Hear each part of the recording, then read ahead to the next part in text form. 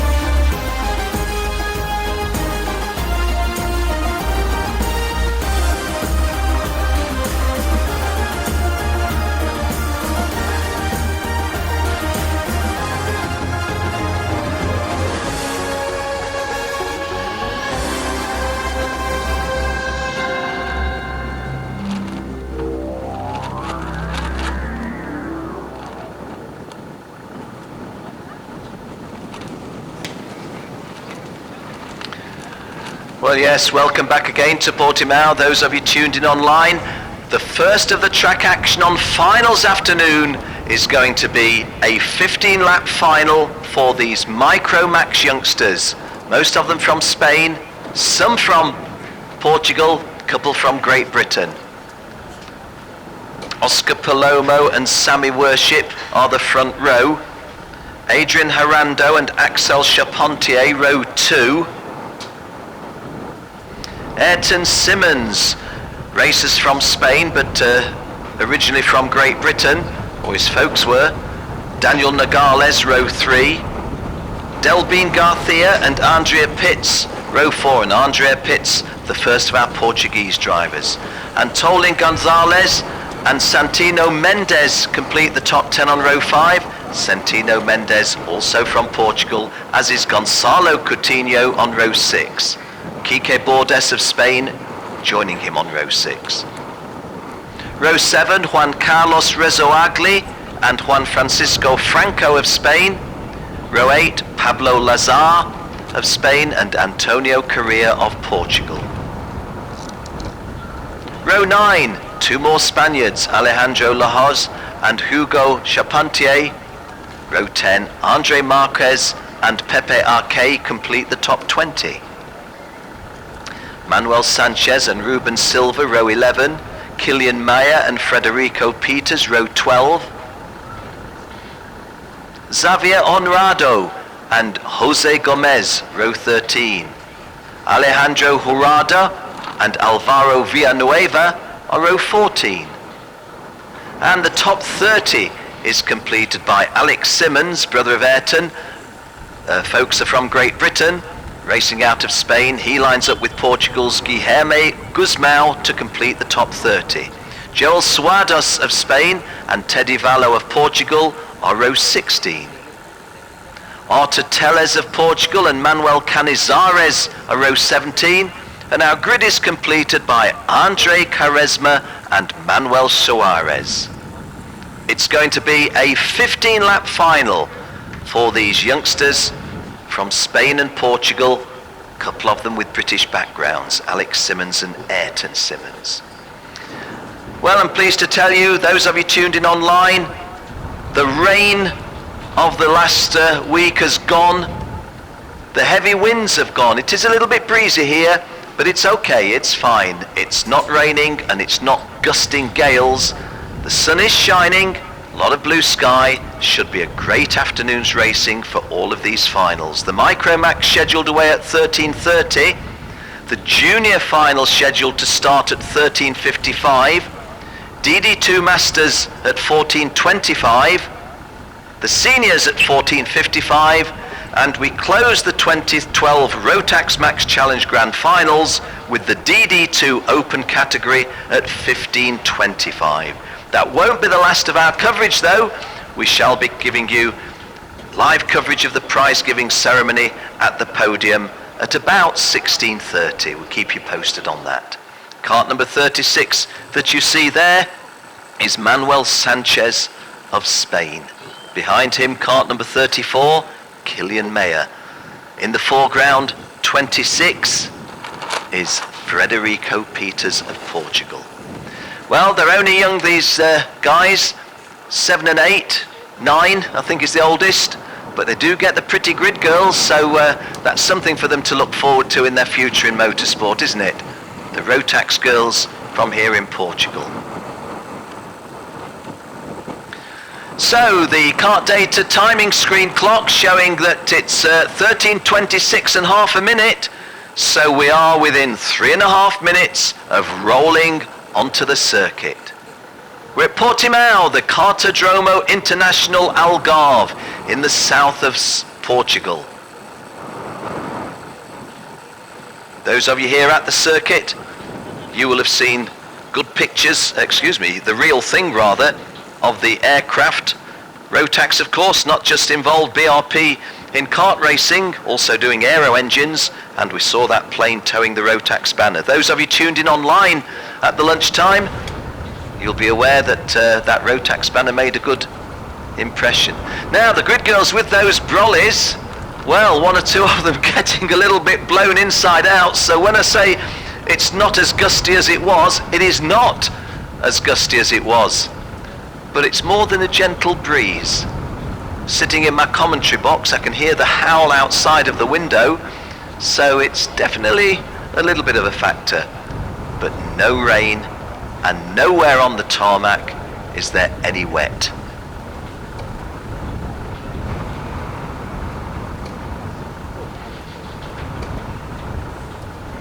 So, coming up to 2 minutes to go, 2 minutes to go to the start. Clear the grid is the instruction, with the 2-minute board and the pretty girls all having to go.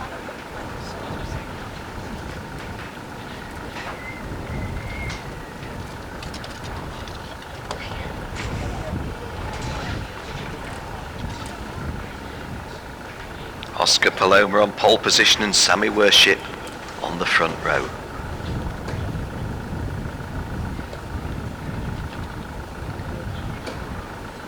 Just do a little trail for this evening. I see my good friend Mr. Bill Wright of the Florida Winter Tour.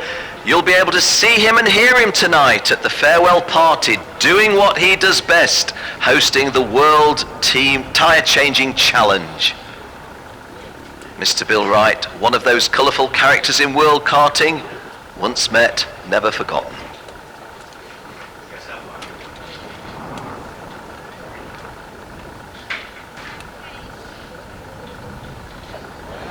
Well, we're not able to bring you full commentary of the race, but we will bring you very regular updates of the changes of position over the 15 laps. We don't quite have the full complement of our technical capabilities for the Micromax as we do over junior, senior, DD2 and DD2 Masters. But myself, Ken Walker, as always, I shall do my best to help you interpret what you're seeing, whether you're seeing it live here at Portimao or whether you're seeing it online. And those of you that are tuned in online, give you a wave. Thank you for joining us. Thank you.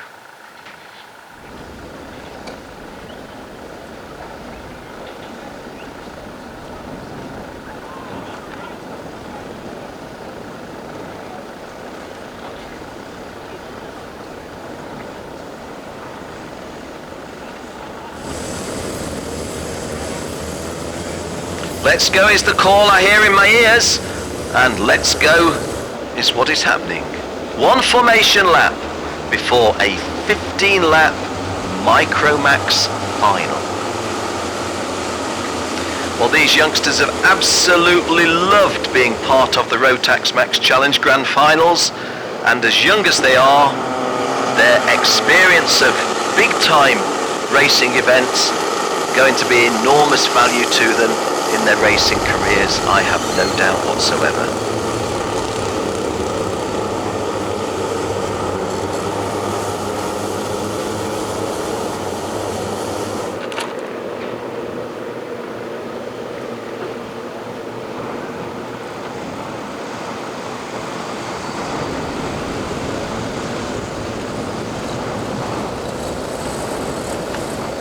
It's very clear on the television pictures that these are all identical karts, all Praga karts, in just the same way that all four of our classes in the Max Challenge Grand Finals are provided.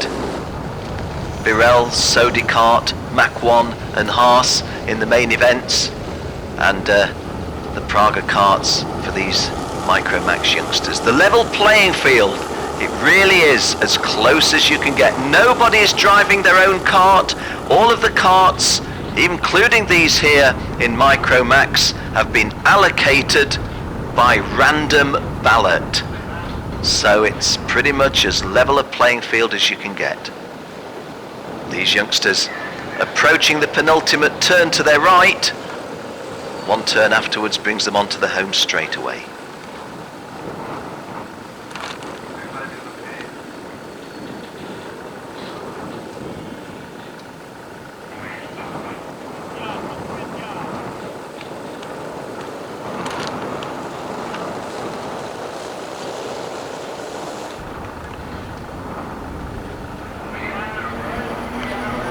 Well, that didn't look the most even of breaks, but we are racing, and Oscar Palomo has jumped into the lead from Adrian Harando, and I think that was Sammy Worship moving across to get into third place. In fact, Sammy Worship bidding to take an early lead off the pole sitter, Oscar Palomo. The Micromax youngsters all safely through turns 1, 2 and 3 on the opening lap of 15.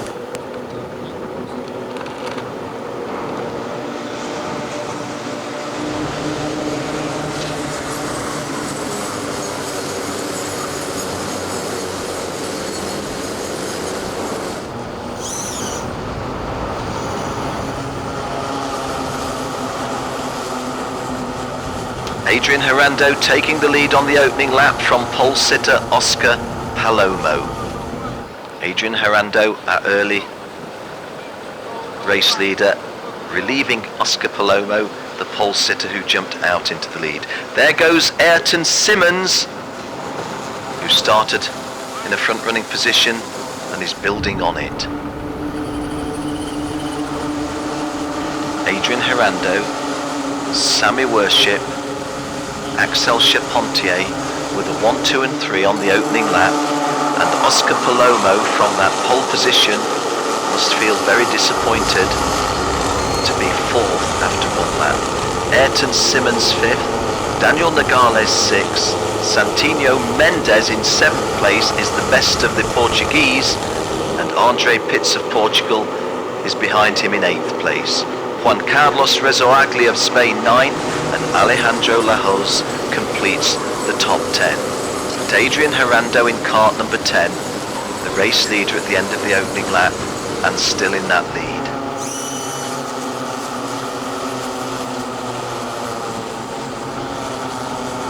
Well, Sammy Worship has never been out of the top runners, either in the races, the pre-final this morning or this one, nor in the non-qualifying practice sessions, nor in qualifying practice. Oscar Palomo was frequently the fastest in the sessions, but just had that disappointing opening lap, didn't he? Ooh, a little bit of a nudge there. I think that was Santino Mendes receiving a little push from behind. Santino Mendes in third place is the highest placed Portuguese driver. The two Spaniards in front of him, Adrian Harando and Sammy Worship. Really not sure if I'm saying Worship as the correct way Sammy would say it in Spain, but as an Englishman, that's how I'd say it. Santinho Mendes of Portugal, the third place driver. Once again, Oscar Palomo, still only in fourth place, having started on pole.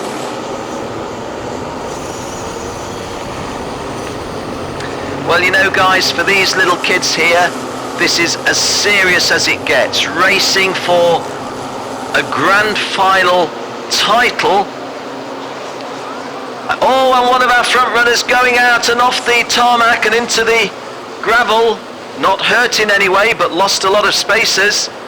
The point I wanted to make was, whilst for these guys it is all about winning and a good result, but those of us a little bit older can see the bigger picture, which is just look at the experience, not just of the racing on the tarmac, but the overall atmosphere. Oh, and a little bit of wheel banging there as we change the lead. Ayrton Simmons, I think Ayrton Simmons taking the lead, but possibly with the aid of a little nudge with the wheel.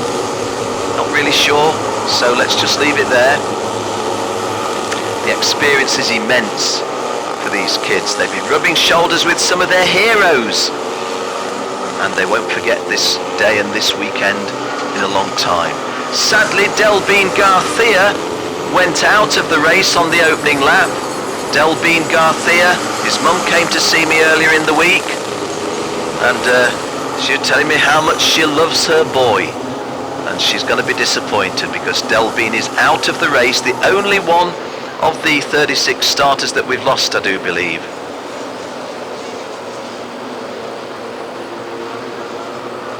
Oh, and a driving standards flag.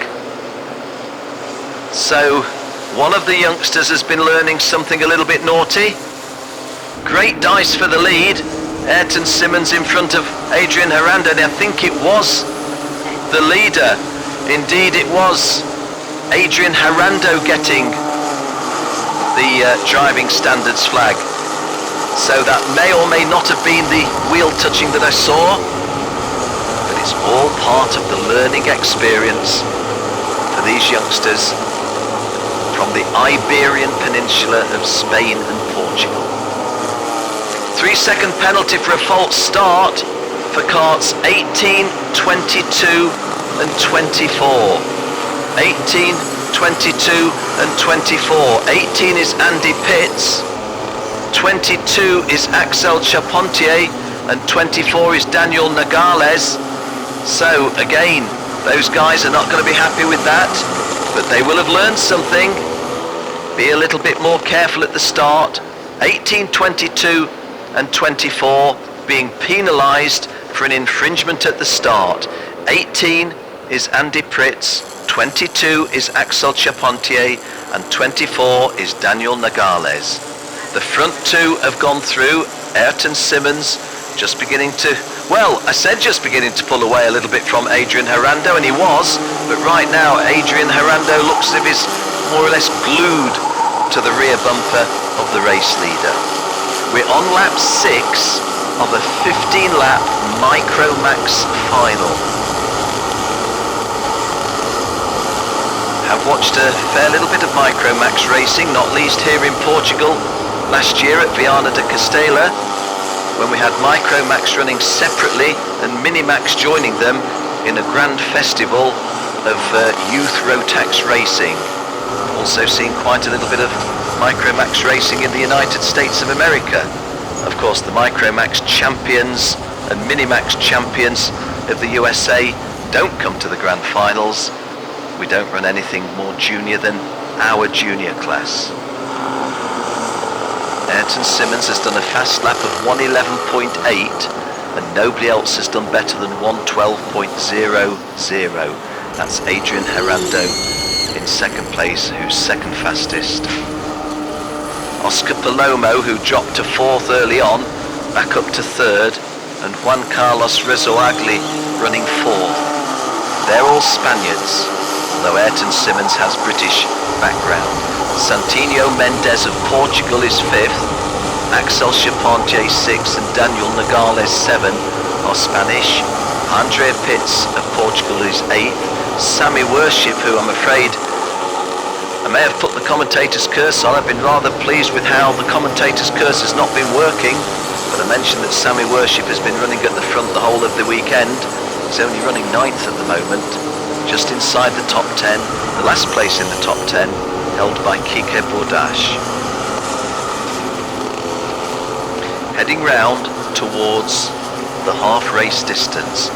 In fact, I can tell you now we do move into the second half of the race because 7.5 laps have gone, just under 7.5 laps to go.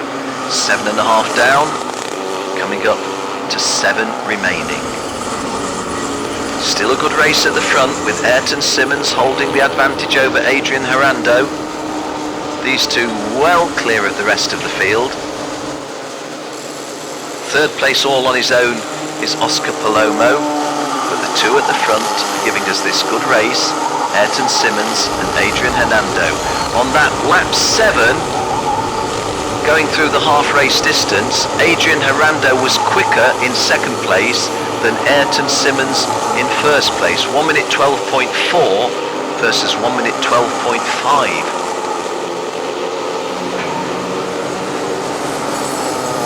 Ayrton Simmons very smooth through the tight hairpin, although possibly Adrian Hernando a little bit quicker because he did catch up a matter of inches there, but it's one thing to catch up.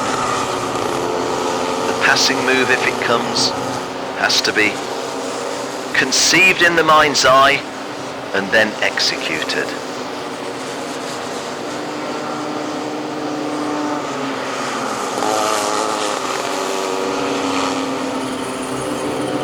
Well, I'm just looking down to my right. The juniors coming out next for their final are getting ready in the assembly area.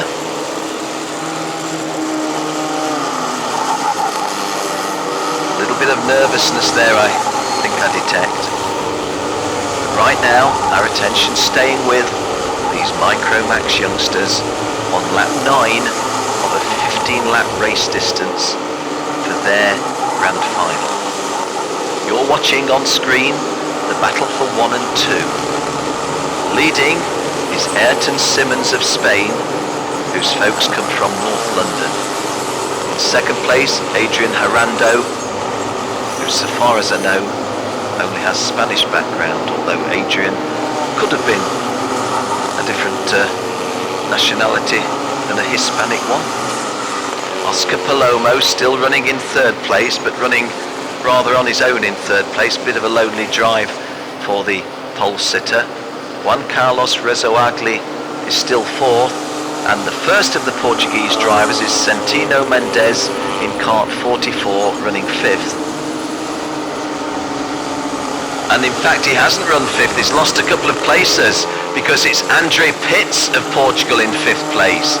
Andre Pitts of Portugal fifth, Axel Chapontier of Spain sixth, and Santino Mendes, who I've just called, actually falling from fifth to seventh on lap 9.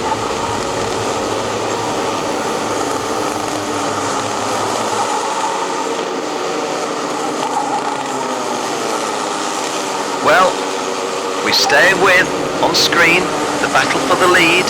Ayrton Simmons has held the lead for about 4 or 5 laps, but Adrian Hernando has not been shaken off. The advantage with Ayrton Simmons. I wonder where he got that first name from, Ayrton. I think his father was a motorsport fan. Adrian Hernando in second place, still very, very close.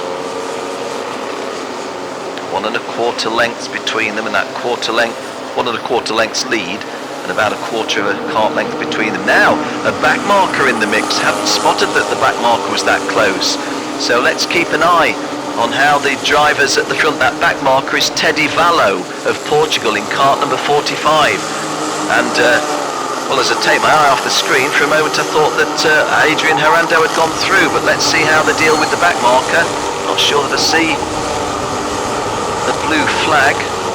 Yeah, there is a blue flag, and they've gone past the back marker. Have they? No, they haven't, but there is a blue flag there. Going past the back marker now, and there was the blue flag. And no issues, except that the gap between them has just widened a little bit. Ayrton Simmons is kart 23, Adrian Herando is kart number 10.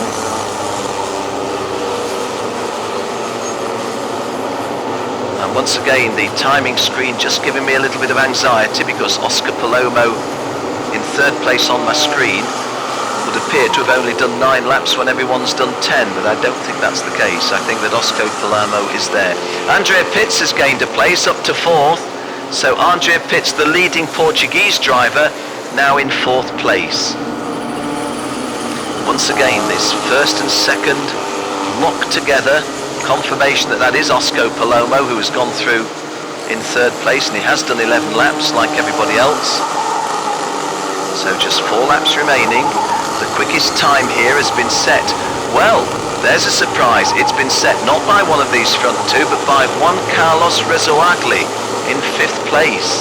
1:11.46. These kids about 9-10 seconds slower than the seniors. 12 seconds or so slower than the DD2s. But of course they're driving detuned motors. Ayrton Simmons' advantage on the transponder readout is 0.13 of a second over Adrian Hernando. As we look out on the circuit, they are indeed still locked together. Coming round to the right-hander that climbs to the top of the hill, and the right-hander onto the home straight and downhill on the home straight over the start-finish line, and they both start lap 13. So 3 laps to go in the Micromax final. We're here at Portimao in the Algarve in the south of Portugal. The Grand Festival of Micromax and Minimax last year was in the north of Portugal at Viana do Castelo on the northwest coast. That was in August. Here at the end of November, a little bit chilly down in the south. Actually, it's not cold in itself, it's just that the wind comes off the hills, and when the wind comes off the hills, then it gives a wind chill factor that makes it feel cold. Without the wind, it's actually really quite a pleasant autumn temperature and autumn weather. Well, there's action in the 3rd, 4th, 5th place, isn't there? Because Andre Pitts has lost that 4th place to Axel Charpentier. I think Oscar Paloma been having a difficulty holding on, and as our television director moves to that battle now, you see in Micromax how easy it is to suddenly lose 3 places there. The guy's going over the start-finish line now. Let me tell you, Santino Mendes went through in 8th place, having lost places. Going up was Kilian Mayer, 7th. Andre Pitts having dropped to 6th. Oscar Palomo to 5th. Axel Charpentier remains 4th, but Juan Carlos Rezoagli, he was the winner in that exchange. He's gone up to 3rd. They're still all 4.5 seconds behind the front-running two. Ayrton Simmons, the leader, and Adrian Herando in 2nd place. But just look at now, we often talk about wheel-to-wheel racing, side-by-side racing, we commentators, but that looks like side-by-side racing to me. The 2nd and 3rd of the guys on the right of your screen coming back into shot. And once again, make the slightest error in your entry into a turn or exit from the turn, and you can lose 5 or 6 places in Micromax. It can happen in the senior classes, but it's particularly the case in Micromax and Minimax. So race leaders, Ayrton Simmons and Adrian Herando, closer than ever at the end of that lap, 0.07. And is that a move for the lead? Yes, it is. Has he executed it? Well, he did execute it momentarily, but the next left-hand turn came to the advantage of Ayrton Simmons. So Ayrton Simmons holds on to the lead, but if I say a narrow lead, well, it's as narrow as the word narrow can mean. But now, Adrian Herando cranking up the pressure, but he got his angles wrong there. He got his angles wrong, and instead of being a couple of inches behind Ayrton Simmons, is now a kart length behind. So maybe a little rush of blood by Adrian Herando. Has got to do something though, because it is the last lap, and he's got past him. He's got past him. Adrian Herando just, and Ayrton Simmons goes off the circuit, but gets back into the circuit. Well, Ayrton Simmons now can only finish second, but he'll want the stewards to have a look at that. But here's the checkered flag, and the victory on track goes to Adrian Herando. Adrian Herando wins. Ayrton Simmons is in second place. This really good scrap for third. Fourth, fifth and sixth goes to Juan Carlos Rezoagli in third. Spanish drivers 1, 2 and 3. Andre Pitts of Portugal 4. Santino Mendes of Portugal 5. Then 5 more Spaniards complete the top 10. Pole sitter Oscar Palomo was 5th. Now there's been a change on my screen. Kilian Meyer 6th. Kike Bordash 7, Andre Pitts is dropped to 8th. Ah yes, Andre Pitts was kart number 18 who was assessed a 3 second penalty at the start. So Andre Pitts drops to 8th, Axel Charpentier, of which the same applies, drops to 9th, and Sammy Worship completes the top 10. But well done to our top 3. Juan Carlos Rezoagli 3rd, Ayrton Simmons 2nd, the long-time leader, but our winner, Adrian Herando.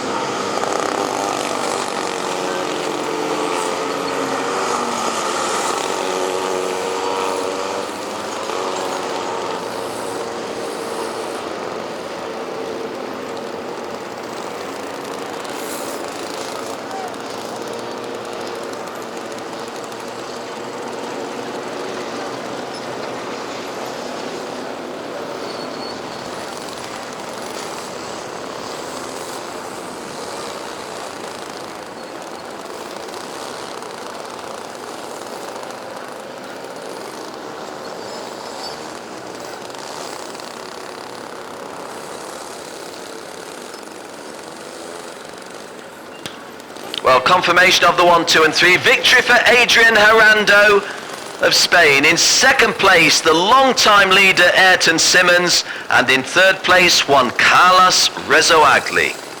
Santino Mendes in fourth place was the first of the Portuguese drivers. Oscar Palomo 5th. Kilian Meyer 6. Kike Bordes 7. Andre Pitts 8. Axel Charpentier 9. And Sammy Worship completing the top 10. Andre Pitts and Axel Charpentier picking up penalties for an infraction at the start.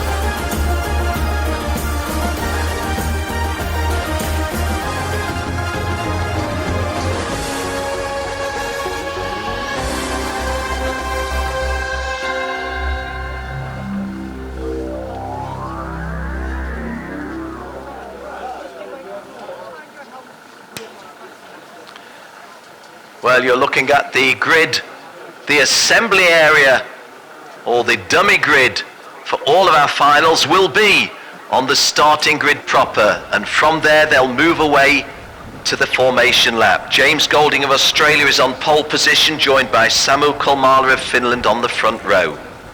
Ross Gunn of the United Kingdom and Kazuto Kataka of Japan are row 2. Row 3 is Janau Esmeyer and Stefano van Galen for an all-Netherlands row 3. Guan Yu Zhou from the People's Republic of China is on row 4 with Austria's Thomas Preining. Top 10 completed on row 5 by Spaniard John Del Valle Tour and German Christopher Dreispring. Row 6, Josh White, United Kingdom, and Joseph Burton Harris of Australia. Row 7 sees Dutchman Lars Lamberel alongside United States driver Juan Manuel Correa. Nuno Sosa of Portugal is on row 8 with Berkay Besler of Turkey. Andrei Yatchenko of Russia shares row 9 with Parker Thompson of Canada, and behind them Oliver Askew of the USA and Patrick Pastorak of Slovakia. Row 11, Marino Sato of Japan and Harry Webb of the United Kingdom. Zachary Clement de Mello of Canada and Ryan Anderton of Great Britain, row 12. Scott Manson of New Zealand and Alvaro Otero are row 13. Jan Jonk of Denmark and Scandinavian colleague Jessica Backman of Sweden are row 14. Jessica Backman, the only girl left in the competition. Eugene Denason of South Africa and Kasper Bileski of Poland complete the top 30 on row 15. Zachary Jalko of Canada and Giuliano Cucciolillo of Switzerland are row 16. And the grid completed by Raul Hyman of Great Britain and the very unlucky Bruno Bolido of Portugal. Why is he unlucky? Well, he won all of his heats, started the pre-final on pole position and went out on the opening lap. So Bruno Bolido, the very good Portuguese driver, starts stone last. Can he get through? He's got 18 laps to do it in, but he's got some very good drivers that he needs to get past. See how it goes. We're scheduled away at 13:55 and we're just over that time, so I'm anticipating any time real soon the green flag being shown. Welcome to Portimao. To all of you here in person, welcome to Portimao. To those of you tuned in back home, in your car, wherever. And a quick ciggy from a couple of the marshals. Have to say I've been massively impressed with the marshals this weekend. They've worked in some horrible weather. We've had a terrible personal tragedy amongst the marshals, and yet they've stuck to the task really, really well. Well done, guys. I just hope that they can hear on the circuit public address that I'm praising them. Certainly want to get the message that we've been served well by our marshals here at the 2012 Rotax Max Challenge Grand Finals. Kart 133 that you're looking at there is the poleman James Golding. Behind him, Ross Gunn. Over to the left of your screen, 144 is the off-pole driver, Samu Kolmala of Finland. 18 laps to decide this junior title. Ukyo Sasahara won it last year. He's not going to win it this year because he's in seniors. There's the green flag. We set off on our formation lap. Here we go. Well, because we've got an Australian on pole position, those of you tuned in Australia will be getting the alternative commentary by Scott Old. You know what I mean. Very good commentator from down under. If I let you into a secret, I often copy his style.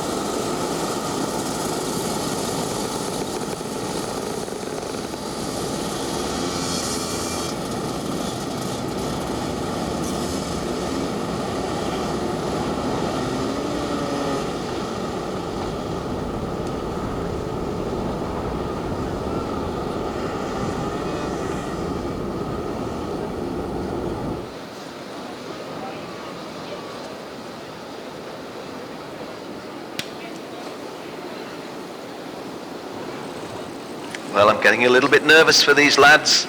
They're probably less nervous than me. James Golding is on pole position and is joined on the front row by Samu Kulmala. Ross Gunn and Kazuto Kataka are row 2.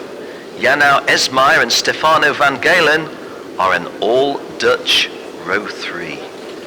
Guan Yu Zhou of the People's Republic of China is on row 4 with Thomas Preining of Austria. 18 laps to decide the junior title. Here we go. Oh, and it's not a very even start for the drivers on the outside lane. It's gone a little bit wrong. James Golding leads, Ross Gunn second, Janau Esmeyer third, all from the front row. Samu Kulmala making a little bit of a slow start, trying to get over to the inside so as not to lose much ground, but that's not done any favours to Kazuto Kataka nor Stefano van Galen. Although I think I can see Stefano van Galen in a relatively reasonable position, having himself moved over to try to make sure that he wasn't squeezed out on the wide outside. Well, James Golding immediately coming under pressure from Ross Gunn, and those front two just pulled away a little bit from Janau Esmeyer, the Dutchman, in third place. James Golding coming up the hill, turning left again, still climbing. Not until they turn onto the home straight will they stop climbing. They do that now, the Australian leading the Brit, and the first lap is under their belt. James Golding, Ross Gunn and Janau Esmeyer, the 1, 2 and 3. And I'm not going to call the positions behind just in case we see a move for the lead. Well, I'll contradict myself and have a quick peep because I want to know. Guan Yu Zhou went through 4th, John Del Valitor was 5th, Josh White 6th, only the meeting reserve. Kazuto Kataka on that unlucky start 7th, Samu Kulmala starting rather slowly from the off-pole position 8th, Thomas Preining 9th, and completing the top 10 Stefano van Galen, who also suffered from Samu Kulmala's slow start from the outside of the front row. Only just going through was Zach Scalzo of Canada.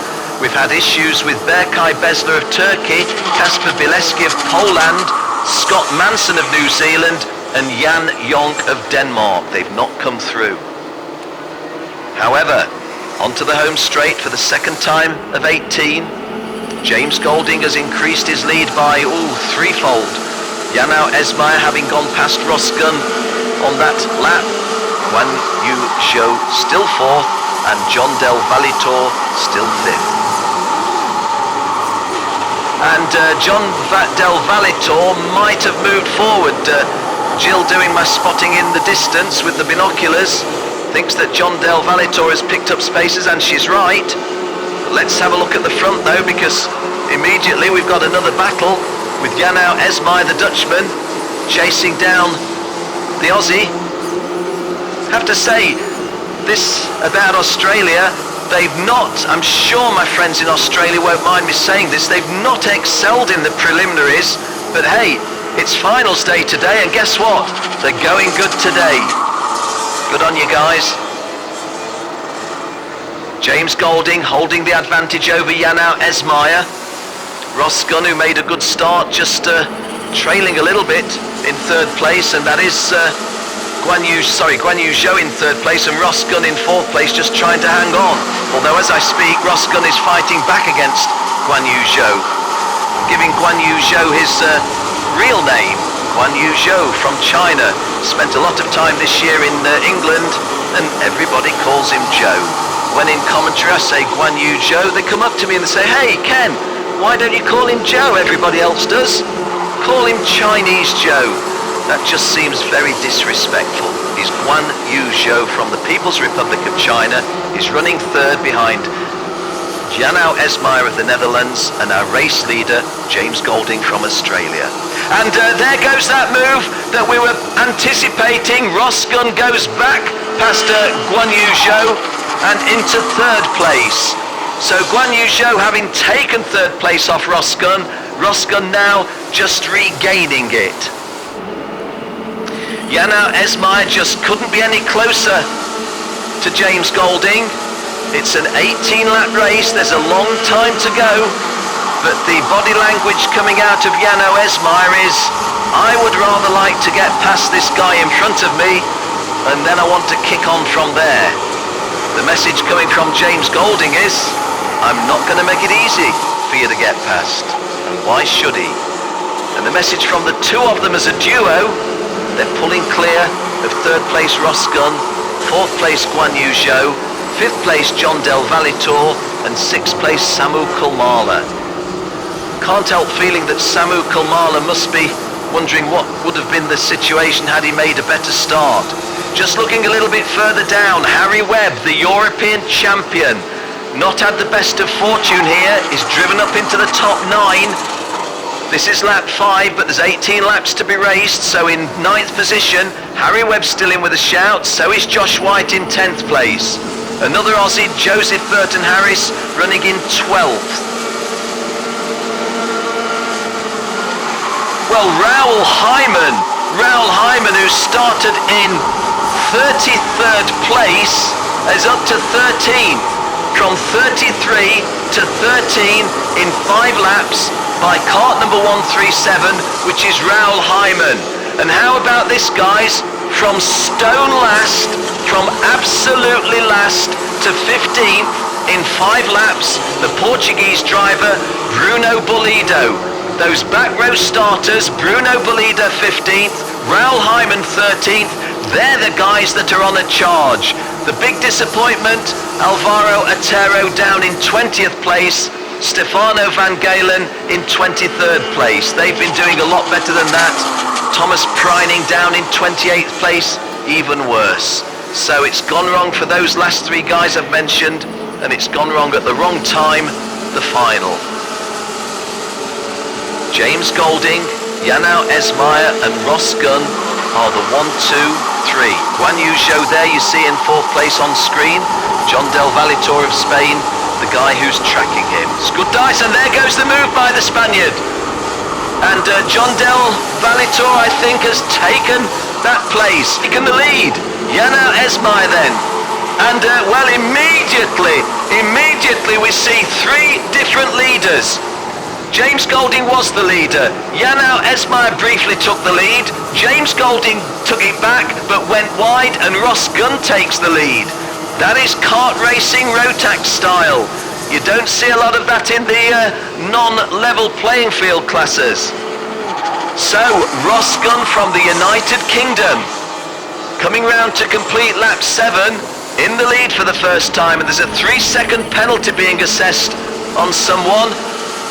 Hope it's not one of our front runners. Not that I'm favouring anybody, but it would be pretty sad. Golding, right? Oh, sorry. I'm getting the messages from Jill James Golding, thinking that she was telling me that it was he that got the 3-second penalty. I couldn't have believed it was. His pole position start looked pretty satisfactory. Back in the lead, so we've now had 5 changes of lead in 7 laps in the junior final, albeit that 2 of those changes of lead were very, very short-lived. Harry Webb is the climber up to 7th, Raoul Hyman up to 12th, and Bruno Bollido, who started last, is up to 13th. Incidentally, the only girl left racing here in finals day, Jessica Backman, she's running 22nd in kart 115, the Swedish lady from the far, far north of Sweden, where it really, really is coming on cold. And a change of lead, is there? No. Oh, it's side-by-side stuff, but yes, I think Ross Gunn has gone back in front. Ross Gunn retakes the lead, and on the exit from that turn, James Golding was not able to get the hammer down quickly, so Ross Gunn gets a tiny bit, well, not a tiny bit of a cushion, a 6 or 7 length cushion. Second place remaining with the Aussie, third place with Jano Esmair. Now, what has been a really, really, really seriously close junior final so far, and to use one of those silly expressions that we commentators use, you could have thrown a blanket over them. Would have been a dangerous thing to do, but you could have. But right now, Ross Gunn has found a big advantage on lap 9 of 18. So we're at the half race distance, 9 laps gone, 9 to go, 9 laps down, 9 to go, and Ross Gunn leads. James Golding is second, and Janau Esmayer is third, but Janau Esmayer is third and putting a lot of pressure on James Golding. Well, we've got half the race remaining, and you just feel there's a lot more racing miles in this one. More passes and repasses to come. I've not mentioned the 4th place driver, which is Harry Webb. I've mentioned him several times already, but not in the context of climbing up to 4th place. Well, Harry Webb had a very solid year racing in Britain and Europe, the Rotax Max Euro Challenge Junior Champion, and that runaway, well, runaway's the wrong word, but that front-running 3 drivers has become a front-running 4 drivers, with Harry Webb latching onto them. There you see on screen in shot, the guy just going through now, the 4th place driver is Harry Webb. 3rd is Janau Esmayer, 2nd is James Golding, and our leader is Ross Gunn, but Ross Gunn under attack and loses the lead, does he? Oh, a very, very brave move, and I think that was the Aussie, James Golding. Well, for those of you that didn't see that, I don't think that Ross Gunn did a lot wrong, trying to defend the inside line, but James Golding kicked the hammer down, took the big wide sweep, and it's paid a dividend. But lost it again and coming up the hill. That is Ross Gunn in the lead. That is James Golding second. And Janau Esmayer, whose only thoughts previously were scrapping with the 2 in front, now needs to be aware that Harry Webb is behind him. Harry Webb, the son of a former superkart champion. What are superkarts? The 250cc shifters that race on the big circuits like the Portimao Autodrome, adjacent to the Kartodrome that we're racing on here. Harry Webb's father, Stephen Webb, and Harry Webb, I was talking about him and looking elsewhere, and if there is such a thing as a commentator's curse, it worked in reverse there, because Harry Webb has swept past James Golding into the lead, and Ross Gunn must be the guy now who's feeling just a little bit, well, dejected, is that the right word? And Harry Webb hasn't just taken the lead, he's blasted. Oh, and Janau Esmayer goes second. Well, he doesn't, because Ross Gunn has said, okay, Janau, if you push James Golding out to the side to go past him, I'll dive underneath both of you and I'll move into 2nd place. And he has. So, Harry Webb 1, Ross Gunn 2, Janau Esmayer 3, and James Golding all of a sudden not in a podium position. Behind those, Parker Thompson has driven well up to 5th. John Del Valle Tour is running 6th. Lars Lamberel, the Dutchman who's had a bad time so far, is 7th. Guan Yu Zhou is 8th. Samu Kulmala 9. Kazuto Kataka 10. And Raul Hyman, starting off the back row, is 11th. Bruno Bolido, starting stone last, is 13th. Jessica Bachmann, the only girl in the competition, dropped 3 places. She's now running 26th. This is lap 13 of an 18-lap junior final, and all of a sudden a very, very close race is looking just a little bit different, with Harry Webb over a second in front. Harry Webb, a very level-headed young man, takes his off-track duties very seriously, as well as his on-track craft, if you will. Dips his head very low. Janau Esmayer trying to wind up the elastic band to get past Ross Gunn. I don't think he's going to be able to prize an opening from there. Behind those 2, it's James Golding 4th and Parker Thompson 5th.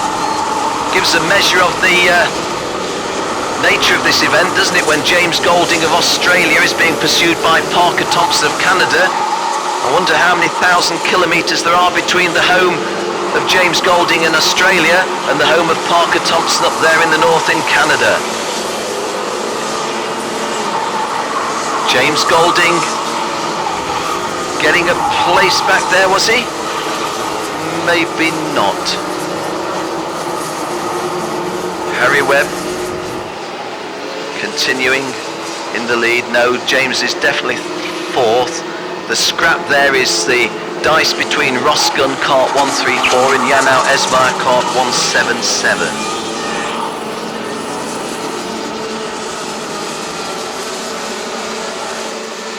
And Janau Esmayer looking to see if there's a way past and executes it. So Janau Esmayer from the Netherlands goes into second place and splits the Brits. Harry Webb still leads. Rosgun is still in a podium position in third, but Janau Esmayer gets between those two English lads. Fourth place, and the Aussie has lost a place because Parker Thompson has gone up to fourth and James Golding is down to fifth, and the pole sitter from Australia at this stage of the race, lap 15 of 18, will be feeling that a wonderful opportunity to win a title is just slipping beyond his grasp. Oh, and he loses another place. John Del Valitor of Spain goes past James Golding, and I think that may well be James' last throw of the dice. This is the start of lap 16, so 3 to go. Harry Webb leads, Janau Esmayer second, Rosgun third, Parker Thompson fourth, John Del Valitor fifth, and the pole sitter James Golding down to sixth. Lars Lamberel running seventh, the Dutchman going well in comparison with what he's done previously. Guan Yu Zhou in 8th place. Joseph Burton Harris makes it another Australian in the top 10, and Samu Kulmala completing the top 10 at number 10. The last starter of everybody, Bruno Bolido, knocking on the door of the top 10 in 11th place. 2.5 laps remaining in the junior final. Well, forgive me making reference to it, but those of you that hear me regularly, and a lot of you tell me that you do tune in to the various Rotax internet TV coverage and live timing commentary streams that we do around the world, you will know that I believe in a phenomenon called the commentator's curse. Say something good about somebody and it goes wrong. Parker Thompson has just gone past Rosgun to get a foothold on that final podium position. I don't want to put the commentator's curse anywhere, but what do you say about Harry Webb, who leads by over 2 seconds with only 2 laps remaining in the race, including the one that they're on?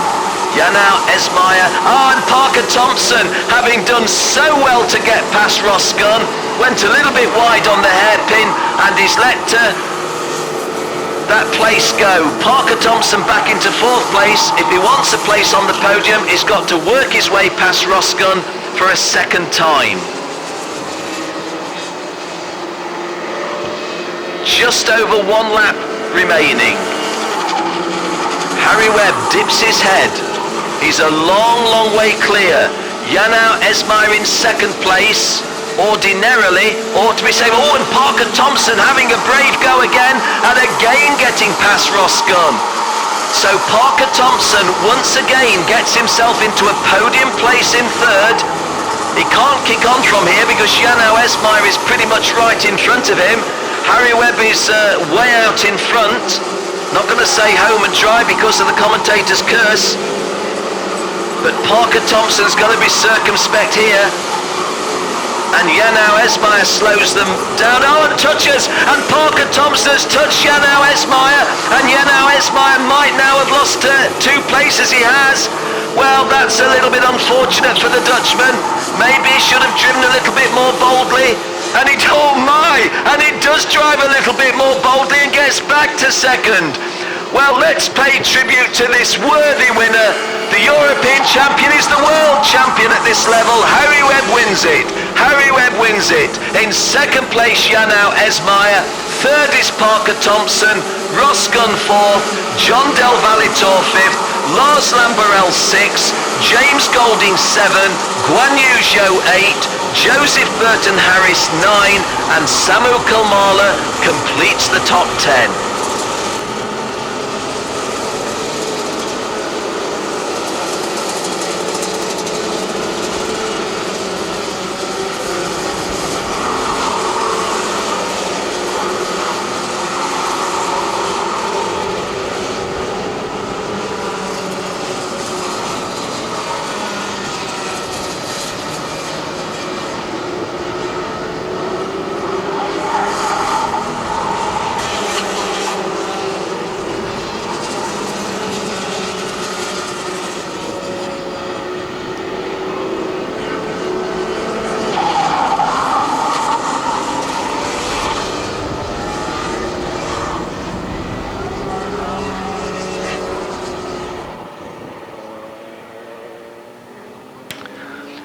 there's a still of Harry Webb winning this one, and confirmation of the junior final result. It's a victory for Harry Webb of England. Netherlands' Jannou Esmeyer really hard worked for second place, and Parker Thompson of Canada a tenacious battle for the final podium place. Maybe just a little bit unlucky Ross Gunn to find himself off the podium and in fourth place, but it was a good drive from the Brit. John Del Valitor of Spain was fifth. Another Dutchman, Lars Lamberel, made it two guys from the Netherlands in the top six. James Golding is going to be very disappointed to be down in seventh. Guan Yu Zhou puts a Chinese driver in the top 10 in eighth place. Joseph Burton Harris makes it two Aussies in the top 9, and Zach Clement de Mello in 10th place makes it two Canadians in the top 10. Andrea Yatchenko of Russia was 11th, and Bruno Bolido of Portugal from last to 12th. A very good drive by the Portuguese lad.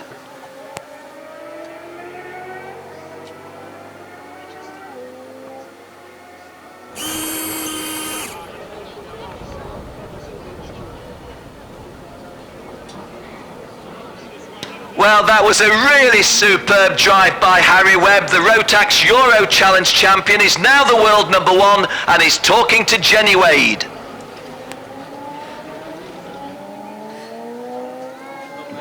Hello. Harry Webb, what an exciting race. From P22, did you think you'd win the Junior Max final? Well, I knew we had a chance, obviously, from pre-final was fastest, and I just couldn't really give up from it and sort of kept going and sort of picked them off one by one. You just pulled away there at the end. Did you know you had such a gap? Well, a little bit, yeah. And how do you feel? World number 1 now, Junior Max 2012. Speechless, really, but I'd just like to thank everyone who supported us this year, and Strawberry Racing and Mum and Dad and everyone. They're all there cheering, so we'll let you go. Congratulations. Thank you. Thank you.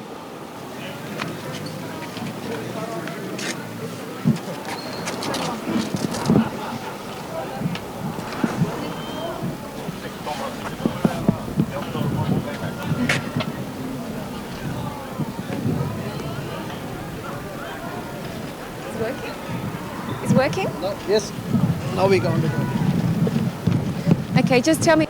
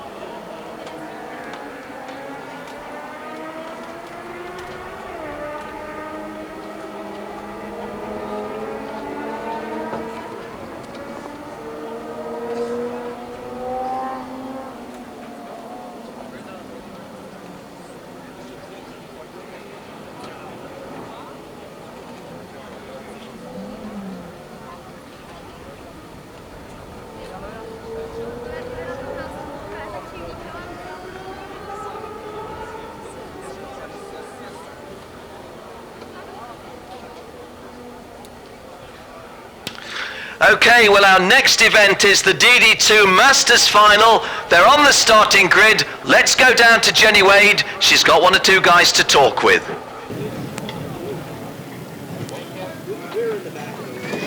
Cristiano Morgado lines up on the front row next to David Griffiths for the final here of the DD2 Masters class at the Rotax Max Challenge Grand Finals.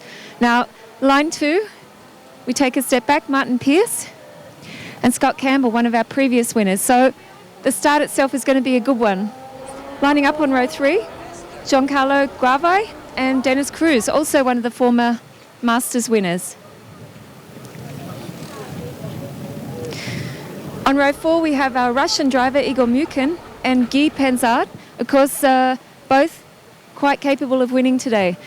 Maybe a podium, who knows. Now, all the guys have their helmet on, so not really a good time to make an interview, and I guess a little bit nerves and anticipation for the race. However, I'll just go through the next row, Alan Rudolph and Hannah Leighton. Now, I know that Hamish on the 5th row was one of our front runners in the practice, and also in qualifying was quite quick. So we'll see what happens with Hamish, and of course Alan's not going to give him any space coming through the first corner. It's going to be a good one, so we'll stay tuned, and yeah, great afternoon here at Portimao.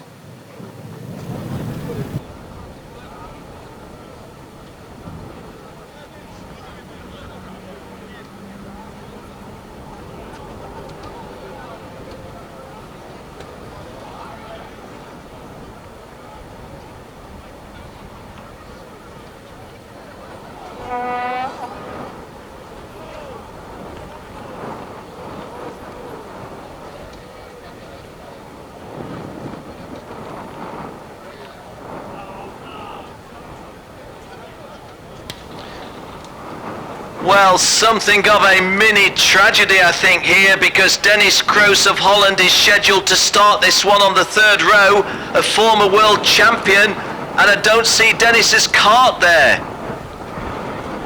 Dennis Kroos scheduled to start on the 3rd row, but there's a gap where he should be.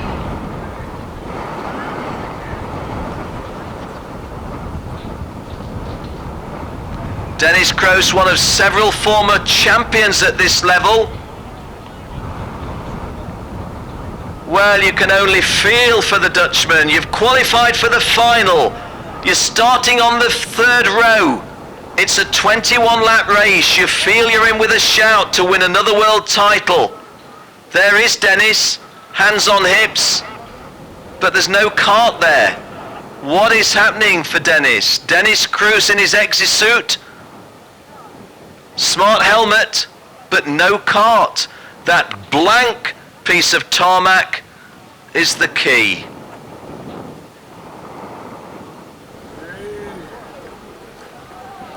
I don't know if he's in a position where the kart can be brought, or if it's all ready to... 446, Dennis Kroos. The kart is being brought round. I think he is being admitted to the start line. And Dennis Kroos just now going through some limbering up. Tim de Fighter, I notice, at the head of the machine. There we're looking at kart number 443, which is Guy Pansart of France. And Guy Pansart been a very, very good driver. And in the middle of your screen, those of you looking online, Dennis Kroos's kart number 446 is being wheeled in. Well, does that get Dennis on his toes right from the start? Or has that taken a lot of nervous energy from him before he even sets off on this 21-lap journey? And Tim de Fighter and Dennis having a real hug there. Hey, and that's nice. Gonçalo Gaivo of Portugal giving Dennis Kroos a handshake saying, well done, mate. I didn't want you to not make the start. And the same again. Well done, guys. The Team USA driver down there is Alan Rudolph. A very, very sporting start to this DD2 Masters race, with people recognising that they wouldn't like to be in the same position as Dennis Kroos, but hopefully all's well that ends well. Well, we've not mentioned the poleman, have we, on the bottom left of your screen, or middle left of your screen? It's 2 times world champion at this level, or excuse me, twice a Rotax champion, once at Masters and once at Senior, Cristiano Magado. Joining him on the front row, an expression I've used earlier today, the occasional racer, the fun racer, David Griffiths. Done well to get himself onto the front row of a final. Martin Pearce on the podium in the 2nd ever Rotax Grand Finals in 2001. Shares row 2 with Scott Campbell in his 9th Rotax Grand Finals. Gonçalo Gaivo of Portugal and Dennis Kroos, row 3. Igor Mukin of Russia, Guy Pansart of France, row 4. And Alan Rudolph of the USA and Hamish Leighton of Australia completing the top 10 on row 5. It's an all-French row 6, Guillaume Berthaud and Charlie Hipp. Row 7 sees another former champion, Jesus Perez Santander of Spain, with Fernando Guzzi of Brazil. Flora Lambert of the UK and Luke Soriel, another former champion, are on row 8. There's the green flag. We roll onto our warm-up lap. Nick Irwin, remember, the New Zealand driver, he's driving in an all-hand operated machine in KART 458, starting on row 11. A 21 lap race for DD2 Masters. Now there's a statistic I want to tell you, but I just dare not say it. Look at that big crowd, those of you tuned in online. This is the top of the cliff top. The bus is the Team USA bus. Those are the hills that drew in the rain earlier this week, but right now they're being kind to us. To the right of your screen, the Portimao Autodrome, adjacent to the Portimao Cartodrome.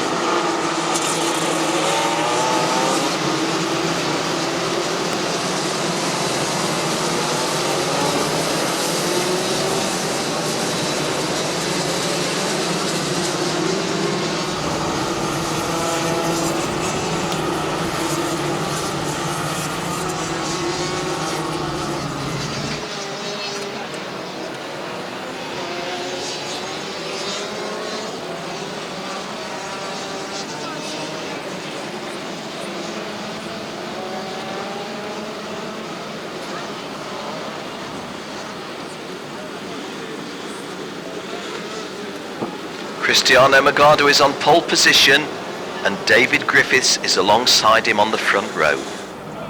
This is a 21 lap journey.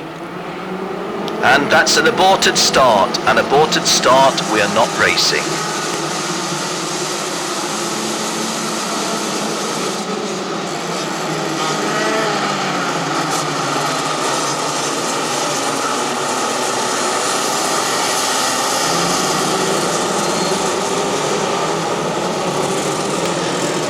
Well, we go on another formation lap. All of these Haas chassis. It's the Haas company, Jorn Haas, the only person to win a world championship in karting as a driver and as a chassis manufacturer.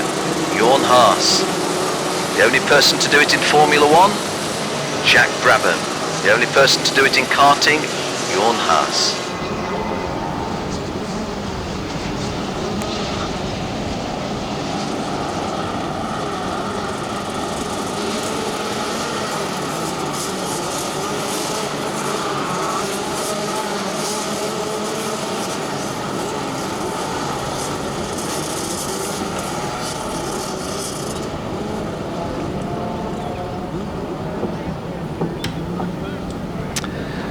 Well, how many times have I told you this, guys?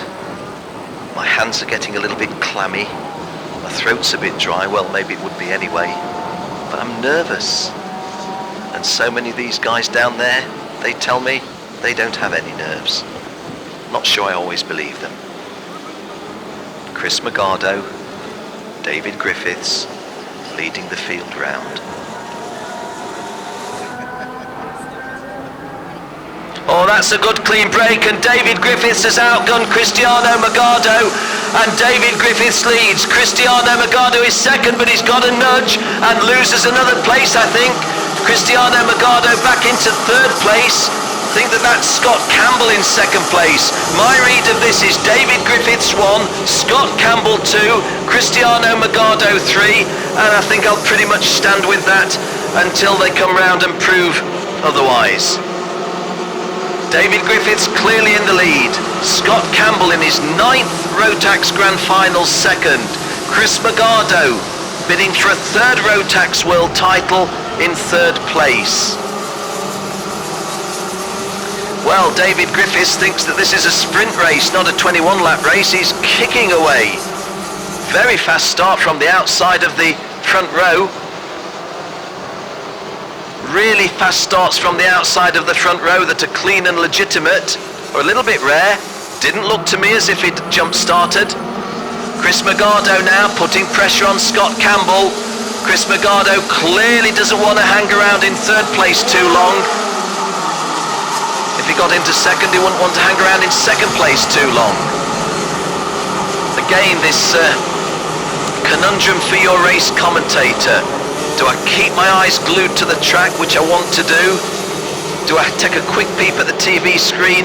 Or do I look who are these guys in 4th, 5th and 6th? Let's go with that. Martin Pearce is running 4th, Charlie Hip 5th, Gonçalo Gaivo of Portugal 6th, another former champion Luke Sorial 7, Alan Rudolph, the first of 2 Americans 8, Mike Jones, the second of the Americans 9, and Guy Pansart of France completing the top 10. Nicky Irwin in the all hand-operated machine, KART 458, is in 14th place.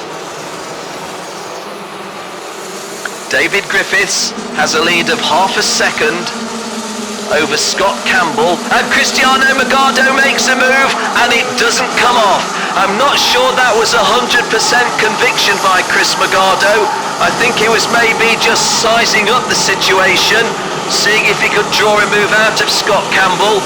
Well, Cristiano Magado is massively experienced, but even with his experience, he hasn't run 9 Rotax Grand Finals. Scott Campbell has. And into 5th place, it's Gonçalo Gaivo going past Martin Pearce of Ireland. So Gonçalo Gaivo into 5th place. 4th is still excuse me, making a little cough. Charlie Hip in 4th place. One of the 2 French cousins, haven't seen him in 4th place all week. Hey, this is the final, and Charlie Hip's running 4th. David Griffith's lead has been reduced by half, and Scott Campbell bids to go into the lead and does. And all of a sudden David Griffiths looked to have lost a little bit of pace, and Scott Campbell 1, David Griffiths 2, Cristiano Magado 3, and Goose goes into 4th place. Gonçalo Gaivo now 4th. Martin Pearce, I think, has gone past Charlie Hip, will be 5th. And Charlie 6, Alan Rudolph 7, Luke Sorial 8, Mike Jones 9, Guy Pansart 10. Jesus Perez Santander, that I'm looking at, is knocking on the door of the top 10, was 12th at the end of the 3rd lap. I think he's picked up a place. Oh, and somebody at the hairpin has had a little bit of contact and grinds to a halt. Wasn't one of our front runners, and it's not somebody I can recognise. Chris Magado has gone into 2nd place. So David Griffiths' lightning start has rebounded a little. I have to say, David Griffiths didn't seem to be beaten in a passing driving move. Just looked as if that car was losing pace a little bit.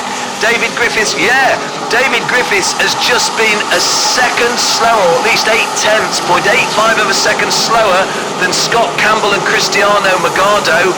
And, well, if David Griffiths is beaten on merit by these 2 guys, so be it. Wouldn't like to think that he'd lost out because of them. And all of a sudden, David Griffiths' car looks back on the pace, doesn't it? Scott Campbell leads, Chris Magado 2nd, David Griffiths 3rd, and the problems, if problems they were for David Griffiths, look as if they've clarified themselves, and Magado goes into the lead. Cristiano Magado, the 2003 Rotax champion, the Formula Ford racer, the Formula 3 racer, coming back to karting. And as we start lap 6, the South African leads. Scott Campbell still 2nd. Oh, it is tight, isn't it? And David Griffith looking for a route past. These 3 very closely bunched on lap 6. We're at the 1/4 race distance. We're at the 1/4 race distance in this 20-lap race. And David Griffith's bidding to go 2nd and goes 2nd. So Cristiano Magado 1, David Griffiths 2, Scott Campbell 3. Good drive into 4th place by Gonçalo Gaivo. The 4th place driver, Gonçalo Gaivo, from Portugal. He raced in the Mojo Cup meeting here 3 or 4 weeks ago and won it. Do you know what the weather was like then? Poured with rain, it was windy and it was cold. Well, we've got a sunny afternoon. Sunny Saturday afternoon for the Rotax Max Challenge Grand Finals 2012. Chris Magado, a statistic that I'm not going to use. I really, really can't bring myself to use it. Tell you afterwards at the end of the race. David Griffiths piling on the pressure onto Chris Magado. Ever so slightly detached Scott Campbell, and when I say slightly detached, still well in the running to win this one, but not quite on the tail of David Griffiths, as David Griffiths is to Cristiano Magado. Cristiano Magado, born in South Africa, of parents of a Portuguese background. His father Rui is here, one of my best friends, and Dave Griffiths takes the lead. Dave Griffiths takes the lead, and Cristiano Magado's got to do it again and does do it again. Well, this is the final, and we've had so many passes for the lead, and we're only coming up to the end of lap 7. And David Griffiths really doesn't want to hang about, does he? The body language. Oh, and David Griffiths got the angle slightly wrong there, so Cristiano Magado will certainly stay in the lead for the time being. I don't feel I'm doing justice to the rest of the guys in the race, but all three of these at the front have led at some stage, and Gonçalo Gaivo in 4th place is catching them. This is lap 8 of 21.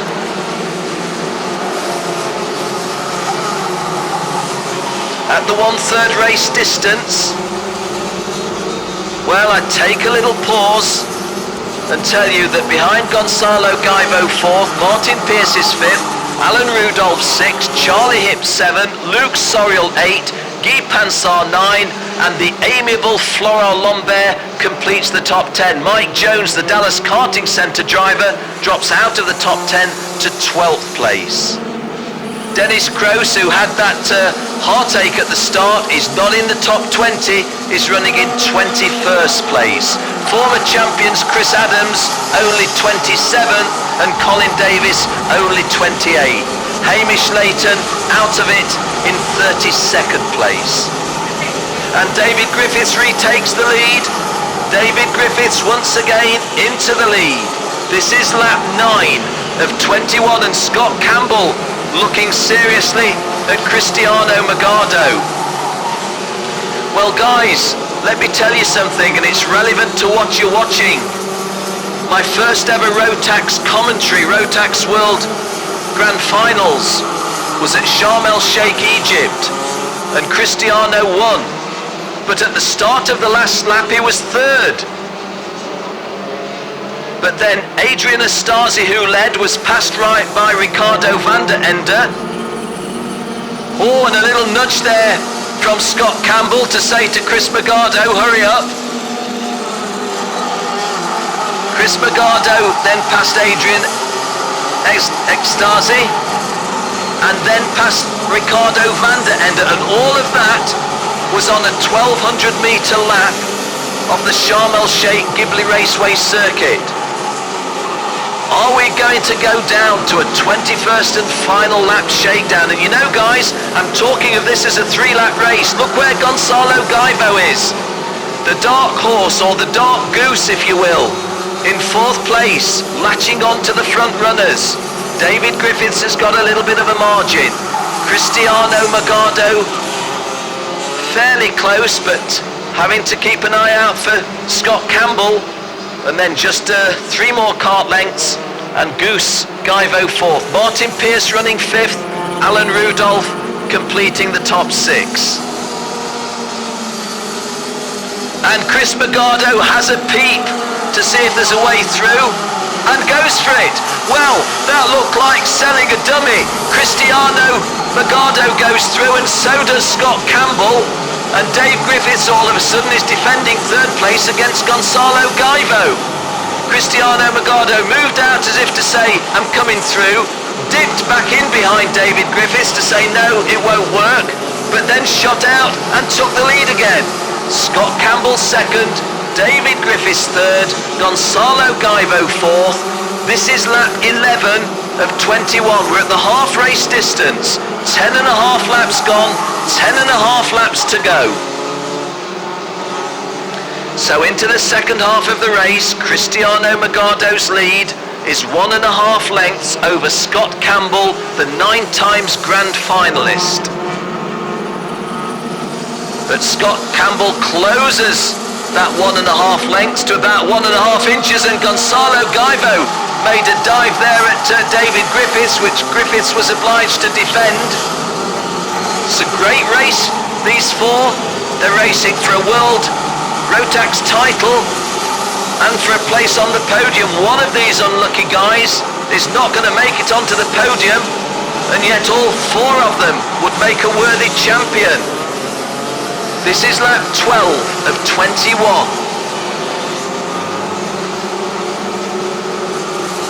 Cristiano Magado still leads from Scott Campbell. The tightest hairpin on the circuit precedes the toughest climb. This is the long drag up to the start of the home straight, which is the highest part of the circuit. They're climbing up there now, and now the downhill run to the start line. Cristiano Magado losing ground a little bit to Scott Campbell, but Scott and Dave Griffiths dives through a gap that isn't really there. Wow, a really good race. People will ask me later on today, which were the good races? Guys, I put it to you, how good a race is this for a Rotax Grand Final title? Four stunningly good drivers, Cristiano Magado in the lead, Dave Griffiths second, Scott Campbell third, Gonzalo Gaivo fourth. It's a great race, and Martin Pierce in the blue racing suit is the lonely driver in fifth place, just hoping that the four in front of him will do something a bit silly and open the way for him to get himself towards the podium. But Martin Pierce a long way back at the moment, just in front of Guy Pansar. We've lost the American drivers, haven't we? Where is Alan Rudolph? Alan Rudolph I don't see on my screen, and I don't see him on the circuit. He's 19th. So Alan Rudolph, who was running 6th at one time, has dropped to 19th. Gonzalo Gaivo putting pressure on Scott Campbell. David Griffiths not wanting to let Cristiano Magado get too far away.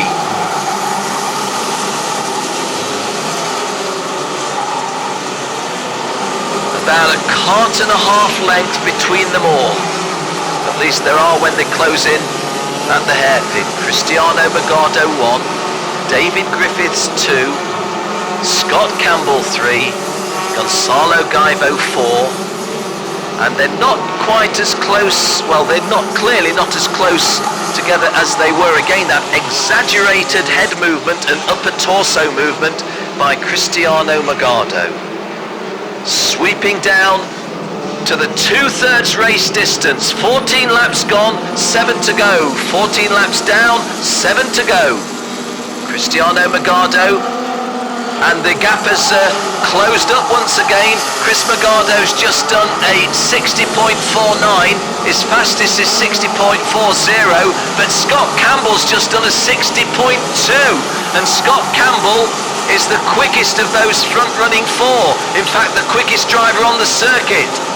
But he needs a way past David Griffiths before he can make that extra speed count. Chris Magado not going for speed through the hairpin, getting his positioning right. Chris Magado, Dave Griffiths, Scott Campbell and Goose Gaivo, the 1, 2, 3, 4. Behind them, Martin Pierce having a lonely drive in 5th place. Lonely? Well, he's about 18 lengths behind the guys in front and about 30, 35, 40 lengths in front of the guy in 6th place, which is, well, a guy. Guy Pansar, Guy Pansar, and there goes Gonzalo Gaivo, and Scott Campbell closes the door on him.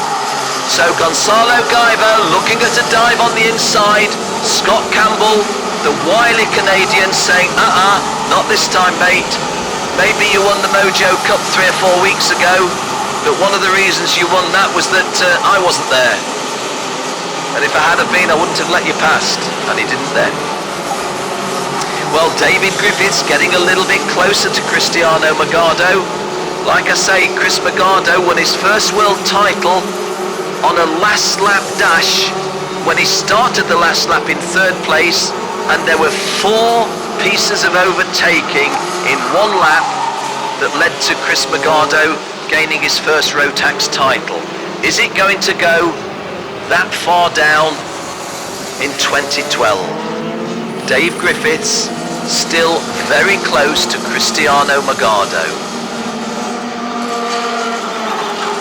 Not only is Dave Griffiths only an occasional racer, I'm sorry to tell you as an Englishman that DD2s have virtually never raced in Great Britain.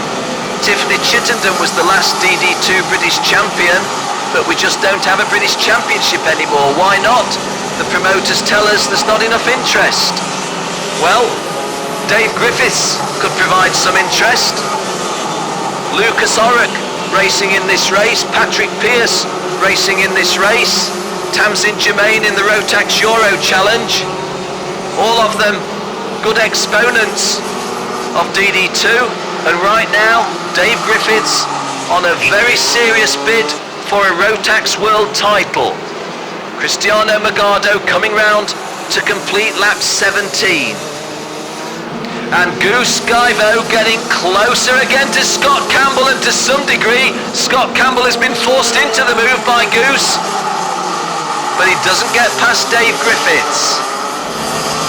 One of the best Rotax finals we've had, on the basis that there's 4 drivers going for victory, and they've kept this going for 15-16 laps. Martin Pearce still running 5th, Guy Pansar 6th, Charlie Hipp 7th, Luc Soriol 8th, Florent Lambert 9th, and Dennis Kroos, after that disaster and having been outside of the top 20, is running 10th. A great drive by the former champion, the Dutchman. Well, I pause. Where do we go from here? Cristiano Magado has a slightly bigger lead than he's had at any previous stage. We've had somebody in difficulty from mid-grid at the interior hairpin. Scott Campbell telling David Griffiths that he's going to threaten a big wide outside sweep, and he does, and it comes off, and Scott Campbell drives on the big wide outside sweep past David Griffiths.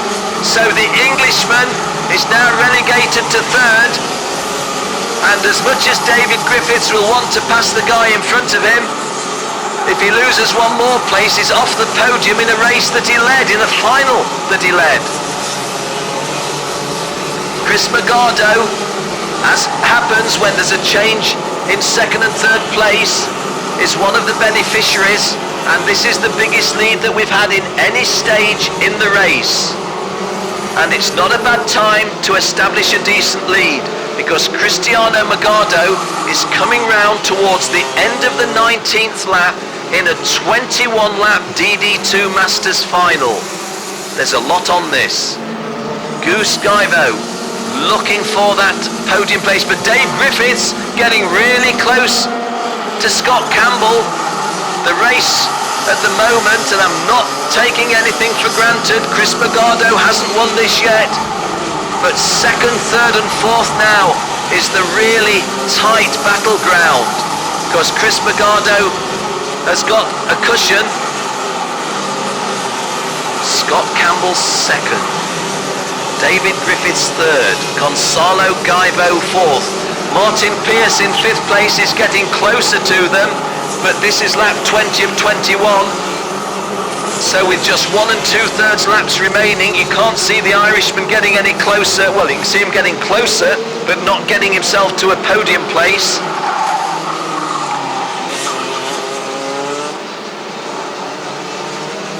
Well, all your commentators talk about commentators' cursors coming into play now. I don't want to say the wrong thing. It's the last lap. Cristiano Magado leads. Scott Campbell is 2nd. David Griffiths is 3rd. Gonzalo Guyvo is 4th. The lead that Cristiano Magado had is not quite as big, but there's only 2/3 of a lap remaining. Chris Magado, dare I say it, ought to win it from here. Scott Campbell under pressure from Dave Griffiths. Dave Griffiths under pressure from Gonzalo Guyvo. Martin Pearce getting closer, but not sufficient to threaten their podium places. One of these top 4 is going to lose out on a podium place when all 4 of them would have made a worthy champ. History's being made. The first guy to win 3 Rotax titles is Cristiano Magado. Scott's his third. Gonzalo Gaivo, a superb 4th place, even though he's not made the podium. Martin Pierce has still got what it takes. 11 years after his first Rotax Grand Final podium, he finishes 5th. Duxorial 8th. Florent Lambert, a very good drive into 9th, and Dennis Kroos in all the circumstances, an excellent drive to 10th. Christoph Adam, very good drive by the double champion Chris Adam. That one, if you didn't enjoy watching that race, well, what do you want to see?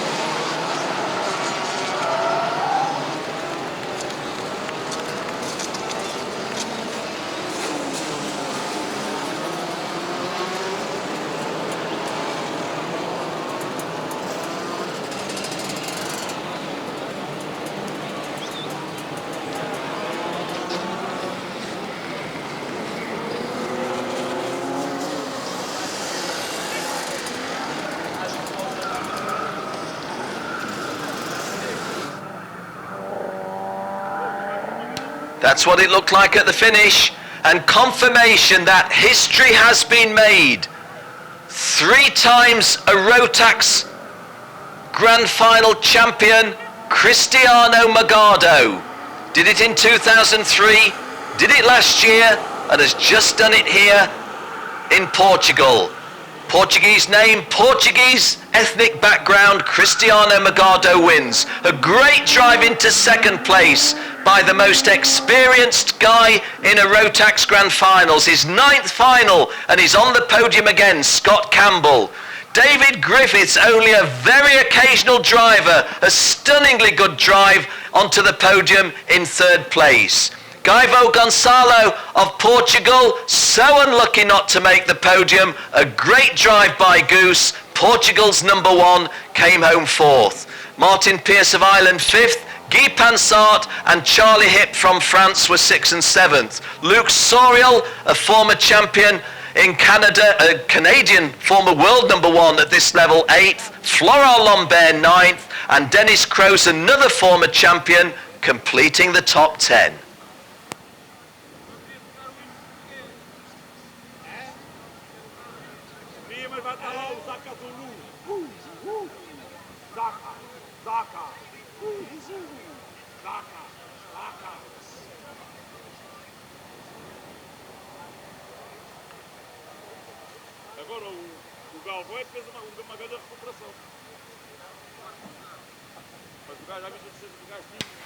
Well, Cristiano Magado of South Africa making history in the Rotax Grand Finals.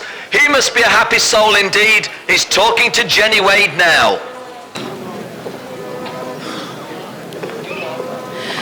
Cristiano Magado, our first triple World Finals winner. How are you feeling? DD2 Masters 2012.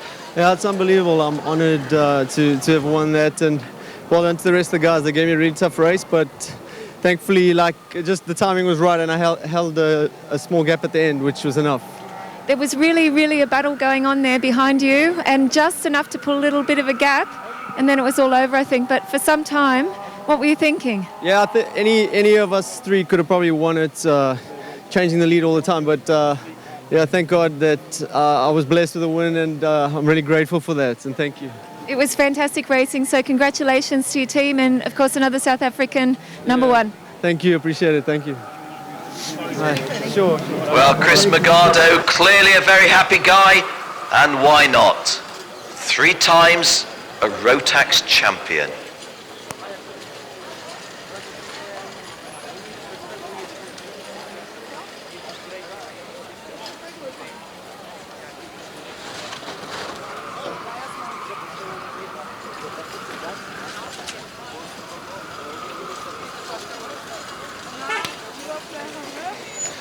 Well, a big thank you to Alan Sterling and family back home in Northern Ireland. Thank you for the text, Alan. Appreciate what you've written. Thank you. Also, once again, the birthday boy in Kent, Mike Chittenden. Happy birthday, Mike. Hope all's going well for you on your birthday. We hope that Chris's health is holding strong. Hang on in, Chris. You've got plenty of years to keep watching car racing at this level.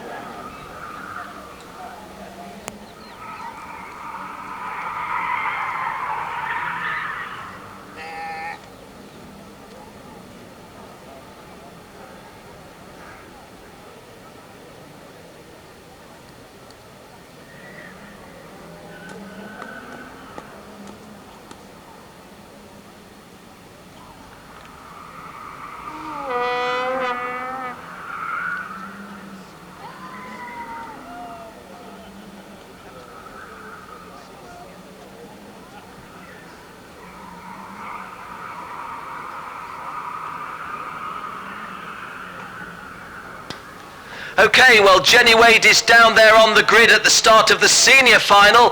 Let's go down to Jenny, see who she can talk with.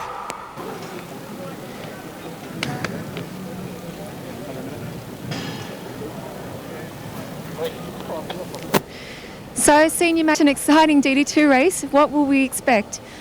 On the front row, last year's junior winner, Ukiya Sasahara, lining up next to Islands Charlie Eastwood. So, really a very, very experienced front row. On row 2, Piers Lahane, who was our pole sitter, next to Frank Cancher, who also, as a senior, has been on the podium at La Conca. On row 3, we have Oliver Hodgson of the United Kingdom with another UK driver, Harrison Scott. And on row 4, of course, Ed Brand, who we've seen many times on the grid here at the Rotax Max Challenge Grand Finals. Lining up next to him on P8, Alexander Zenkin of Russia. Just about to get underway. If we can get through the crowd. Okay, Peter Betzel from the Czech Republic and Alexander Finkelstein, who won the repechage to get through to the final here after missing one of the heat races, missing the gate. So, star-studded lineup here on the Senior Max grid, and it's going to be another 21 exciting laps, I'm sure. So stay tuned and keep watching, and we'll see who's going to take the top step of the podium.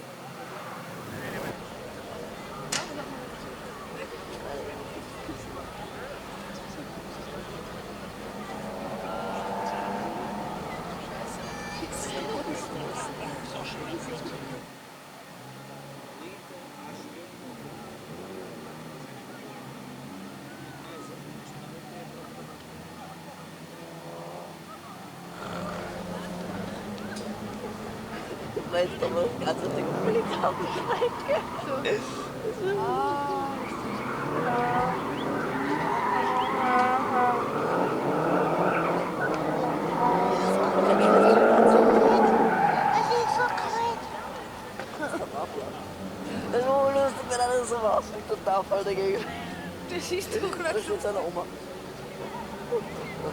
Mit der dann schaut so. Ja, einfach mal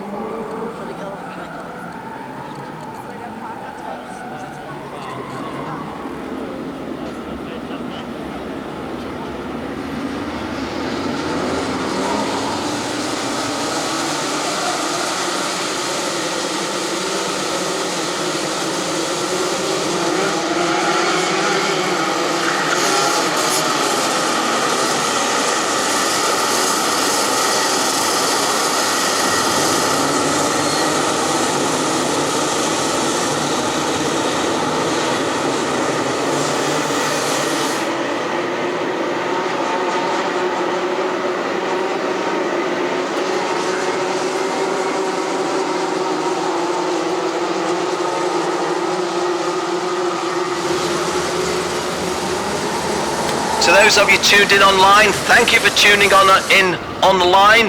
There's over 10,000 of you. The senior final coming up next with Ukyo Sasahara on pole position, joined on the front row by Charlie Eastwood. Pierce Lehane and Ferenc Kankshaw row 2, Ollie Hodgson and Harrison Scott, and all British row 3. It's a 21 lap race.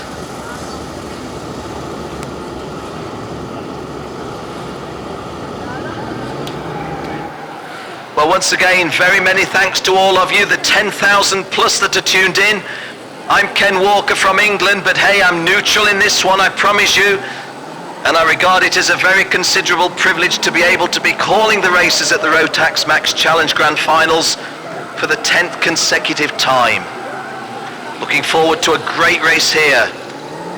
Ukyo Sasahara, a double champion at junior level. Starting with Charlie Eastwood on the right of your screen at the top, those of you tuned in online. Look at the long dip as we're racing. A nice good start there.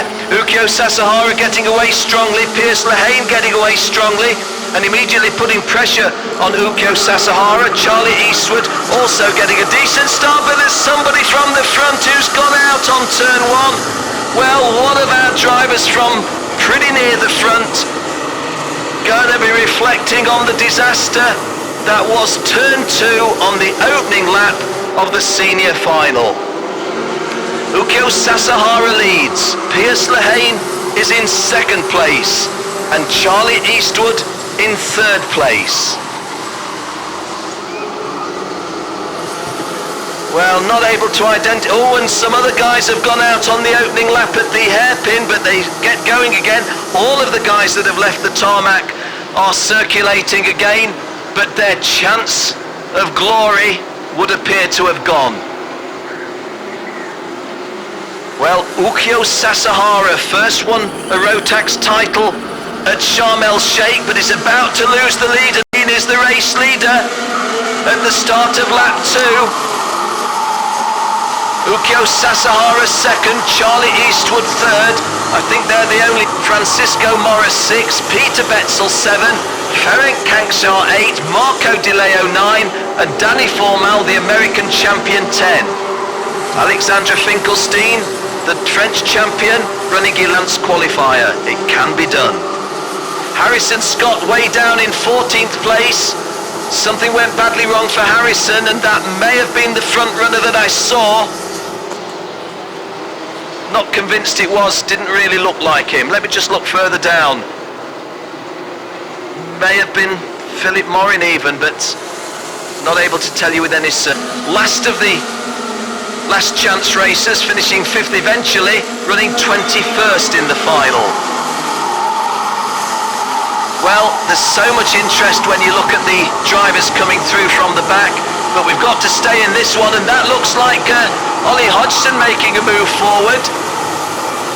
Just try and get my orientation again. That's definitely Pierce Lehane who is leading. Ukyo Sasahara, let me see, kart number 232, Ollie Hodgson 2nd as I called it. Ukyo Sasahara 3rd, and I think perhaps Charlie Eastwood 4th. Not totally convinced, but I think that is an accurate. Pierce Lehane started this one on the inside of the 2nd row.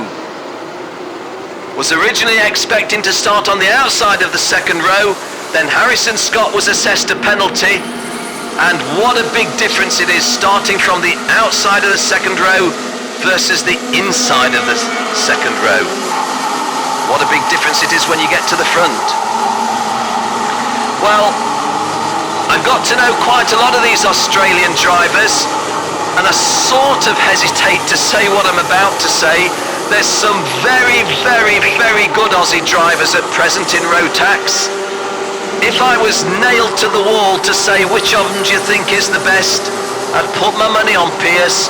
He's not so old, he's not so experienced as several of them, but boy can he race. That doesn't mean he's won this one, doesn't mean he's on the podium, doesn't mean he finishes in the top 10, but he is leading the final at the 1/4. Hodgson from the United Kingdom, a driver who I've rarely seen race incidentally, Although I live in England, I've seen basically it's just the international series that I get my bookings on. And Oliver Hodgson, as was Ross Gunn earlier in the weekend, quite a revelation to me. Guys who are down in this one. Ukyo Sasahara, very well known to me, running third. The Irishman Charlie Eastwood, very well known to be running fourth. Ed Brand, the Englishman, in fifth, also very well known to me. Ukyo Sasahara and Edward Brand have made the podium in a Rotax Grand Final previously. Piers Lehane has made the podium in a Rotax Grand Final previously. Ollie Hodgson and Charlie Eastwood are the two drivers in the top 5 who've never had that experience. And guys, I know it can be irritating when commentators say the same thing, but please let me say it once more. Alex Finkelstein of France is running 7th. He missed one of the heats when the door was closed in his face, and he had to go through the last chance saloon, and he's running in the top 10. Actually, he's lost a place to Joseph Mawson of Australia, but running in 8th place as we start lap 6 of a 21-lap final. Harrison Scott got himself into the top 10 in 10th place, but Danny Formal has slipped a little bit, the American champion, to 14th. Ferenc Kankshar, who was going well early on in the event, 16th at the moment. He's going to be disappointed with that. Be hard to win it from there. Meaning there's a heck of a lot of good drivers in between, not least the one that's leading, Piers Lehane.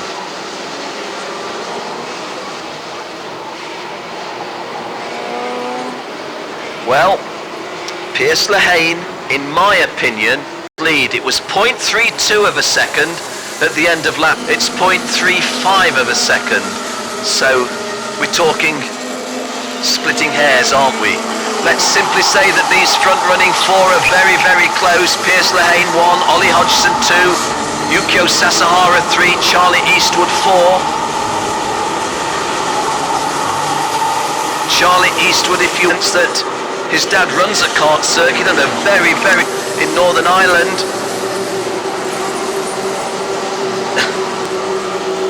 But Charlie Eastwood's skills on the track really down to his own making rather than any easy access to the local circuit at Nuts Corner. Well, the commentator's curse, I don't want to say it, but it's the evidence of my eyes, and it's the evidence. These guys a little bit, and there goes a move with Ukyo Sasahara and Ollie Hodgson. Has that been consummated? Yes, it has. And Charlie Eastwood has gone 3rd. So Ollie Hodgson had about 10 seconds there, going from 2nd to 4th. And Piers Lehane, who'd already... I don't want to count any chickens, but hey, if you were driving in this senior final on lap 8, you'd pretty much not change place with anybody else other than Piers Lehane. And the Aussie living up to his billing.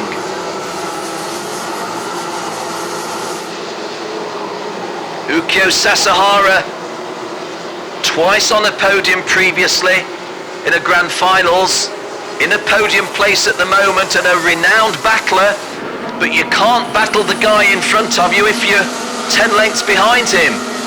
In the meantime, Charlie Eastwood, again that silly expression, climbing all over Ukyo Sasahara.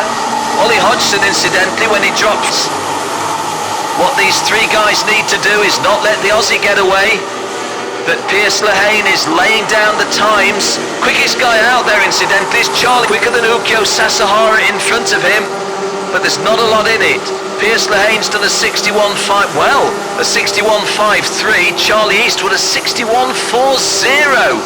Charlie Eastwood has thrown in a blistering lap at some stage, by far the fastest lap. Oliver Hodgson, ooh, you tell me, is he just beginning to get detached a little bit in 4th place? Maybe, maybe. Charlie Eastwood continuing to heap the pressure on Ukyo Sasahara. And Piers Lehane has suddenly had a little bit of a slow moment, and Ukyo Sasahara has taken the lead from him. Well, Piers Lehane had 0.4 of a second over Ukyo Sasahara at the end of that previous lap. Oh guys, come on, don't let's bang wheels. Ukyo Sasahara 1, Charlie Eastwood 2, Ollie Hodgson 3 and Pierce Lehane 4. I'm sure that contact was incidental, I'm sure that was not any kind of deliberate racing. But Pierce Lehane, as I said before in commentary with David Griffiths, it looked like a front runner suddenly either getting out of shape or even just losing a bit of performance. But whatever, Pierce Lehane, who was 0.4 of a second to the good 1 lap ago, is now 4th. This is the start of lap 11. Ollie Hodgson trying to get past Charlie Eastwood. Ukyo Sasahara got a good couple of kart lengths clear. We're at the half race distance. It's a 21 lap race and we've gone 10.5 laps, so we move into the second half of the race and Ukyo Sasahara leads. Charlie Eastwood 2nd, Oliver Hodgson 3rd, Pierce Lehane 4th, and I haven't mentioned Edward Brand, and Edward Brand, sponsored by Brand of Watford, going extremely well in 5th place and getting closer to the 4 guys in front of him. Ukyo Sasahara, Charlie Eastwood, Ollie Hodgson, little bit of a gap to Pierce Lehane, and Ed Brand closing that gap. This is lap 12 of a 21 lap senior final, and Charlie Eastwood seriously looking about taking the lead off Ukyo Sasahara. When I call Ukyo Sasahara a battler, those of you that hear me regularly in commentary, you know the euphemisms I use. Ukyo Sasahara, a battler, not easy to get past him, and if he's behind you, not easy to keep him behind you. That sort of battler, you know what I mean. Lovely guy, great racer, but got a lot of work to do yet to not just win this, but even to stay in front. We're climbing. Not sure those of you online if you can appreciate just how steep this climb is. Here's the top part of the circuit. We turn right and it's downhill to the start line, just levels out to turn 1. And setting off on lap 13, Ukyo Sasahara again under serious pressure from Charlie Eastwood. Charlie Eastwood, who was bitterly disappointed not to be able to get to the World Finals last year, living in Northern Ireland. There's no qualification route from Northern Ireland as a Northern Islander or as a Northern Irish racer, but qualifying this year has an Irish passport, Republic of Ireland passport, an Irish racing licence, and qualifying through the Republic of Ireland. Ukyo Sasahara's lead is a tenuous one. Charlie Eastwood in 2nd place is threatening strongly. Ollie Hodgson in 3rd place, very well placed. Now Pierce Lehane, who I wondered if was getting detached a little bit in 4th place, is most certainly not, well, I was going to say not detached, but it is just a little. And Ed Brand looking to drive on the wide outside past Pierce Lehane, and Ed Brand goes 4th, and Pierce Lehane has got himself into a little bit of a box now. The Australian who started on pole position and led this race by 0.3 of a second got himself now back in 5th place, and a lot of work to do for the Aussie. Ukyo Sasahara is in the front but cannot shake off Charlie Eastwood 2nd nor Ollie Hodgson 3rd. And joining the mix is Ed Brand now 4th, with Pierce Lehane relegated to 5th place. Well, I really want to talk about 1 or 2 drivers below the top 5, but I just daren't take my eyes off this. It's race distance, 14 laps gone, 7 to go, and there goes the bid by Charlie Eastwood. Does he get past? Yes, he does. Charlie Eastwood is our new race leader. Oliver Hodgson has gone second. It's gone wrong for Ukyo Sasahara at lap 15, turn 2. And your new race leader is Charlie Eastwood. Oliver Hodgson still battling away. Ukyo Sasahara not out of it by any means. Ed Brand well up there. Wow, what a race, following the previous one as well. And that change of lead has also led to, well, a 2.5 lengths lead. Charlie sweeping round to conclude lap 15. Eastwood leads, Hodgson second, Sasahara third, and Sasahara looks over his right shoulder, and that's often a prelude to a move. Oh, and both Ollie Hodgson and Ukyo Sasahara taking a different line to Charlie Eastwood, and Eastwood had made the better decision because he gets just a little bit better in the exchange. Ukyo Sasahara goes Ollie Hodgson. Charlie Eastwood has got a lead of a Japanese driver second. The Englishmen third and fourth, Hodgson and Brand. Piers Lehane, well, hanging on now to be the best Aussie because Joseph Mawson has run up to 6, Piers Lehane 5th, and just behind them Alexandra Finkelstein running 7th. We're on lap 16 of a 21-lap senior final at the Rotax Max Challenge Grand Finals 2012. There's about 5,000 people here at all that number tuned in online. And Ollie Hodgson goes back to second. Ollie Hodgson goes back to second place. And that's great news for Charlie Eastwood, because while Ollie Hodgson and Ukyo Sasahara battle for second and third, Charlie Eastwood has got one empty tarmac in front of him. And Ed Brand it is who's gone third. My thanks to Jill for giving me that call. Ed Brand gone third. Ukyo Sasahara, a race leader not so long ago, is looking at 4th place at the moment on lap 17 of 21. It's going to call for all of his battling qualities to get back from here to a race victory. Charlie Eastwood, Rotax Grand Final winner. And moving into second place there is Ed Brand. Ed Brand into second place. Ollie Hodgson fighting back. And all of a sudden Charlie Eastwood's cut. Charlie Eastwood saw off Ollie Hodgson, he saw off Ukyo Sasahara, he saw off Piers Lehane. What a dice. Charlie Eastwood for Ireland, Ed Brand for Great Britain, Ollie Hodgson for Great Britain. It's the British Isles in 1, 2 and 3 positions here. Ukyo Sasahara running 4th. Alexandra Finkelstein of France has gone past both Aussies because he runs 5th. Piers Lehane 6th and Joseph Mawson 7. Edward Brand, not however, that may change. Charlie Eastwood looks over his right shoulder, so Ed Brand tries to make a wide sweep on the wide outside. Oh, this is dangerous for Charlie. He's under serious exam. Very quietly spoken young man.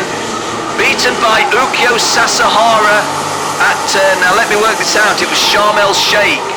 When Ukyo Sasahara won his first Rotax title, Ed Brand was on the podium. Third seat back, and Ollie Hodgson goes through and crosses Ed Brand. And all of a sudden, the complex of the race has changed because Edward Brand going wide on the exit from the infield hairpin had the lead, but that left a lot of room on the inside. Charlie Eastwood said, well, I'll drive back into the lead again.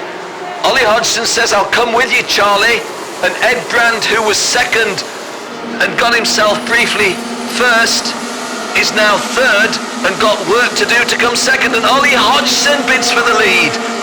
But the angle wasn't right.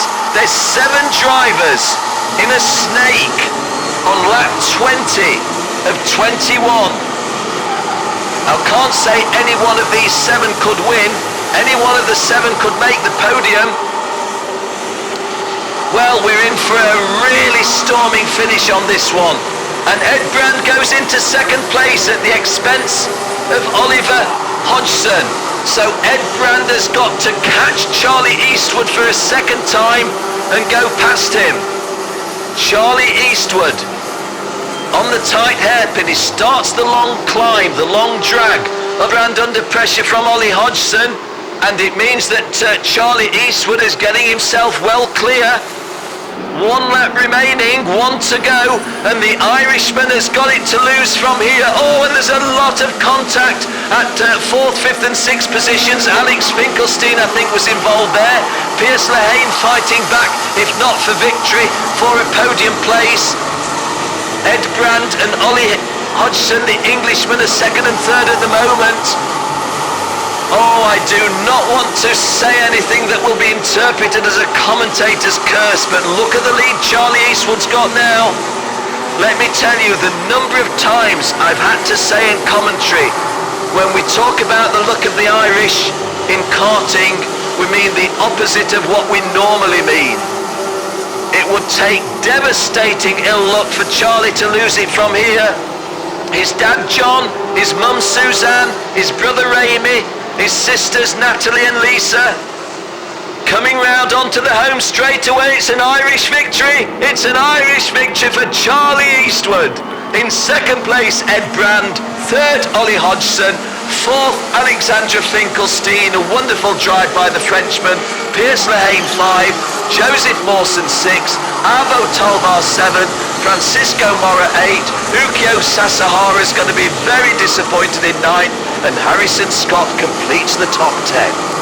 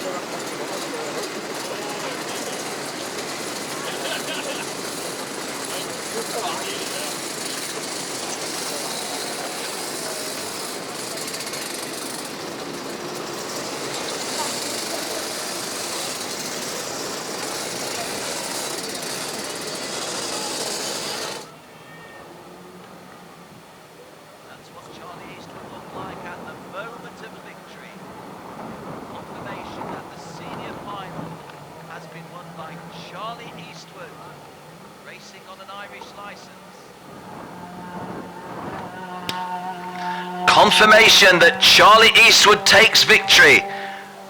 Charlie Eastwood winning from Ed Brand in 2nd place, Ollie Hodgson in 3rd place. Alexandra Finkelstein 4th, Piers Lehane 5th, Joseph Mawson 6th, Arvo Talvar 7, Francisco Mora 8 for Portugal, the home nation.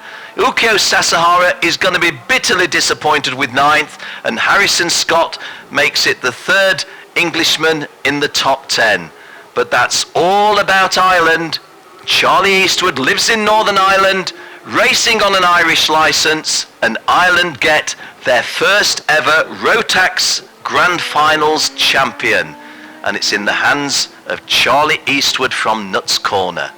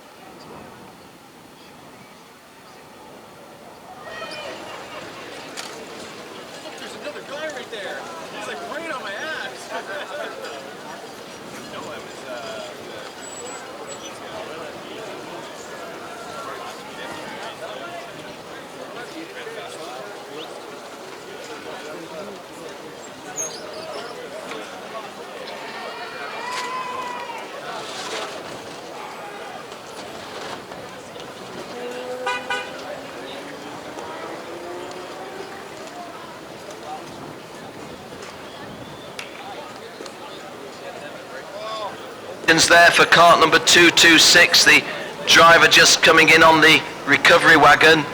Cart number 226, want to identify for you, it's Shane Daly, Irish. Shane Daly, a non-finisher, coming in on the recovery wagon. Charlie Eastwood was a finisher. He's the champion. That's just the way. The Irish tend to have a lot to say. I wonder if Charlie's got a lot to say to Jenny Wade. Let's find out now.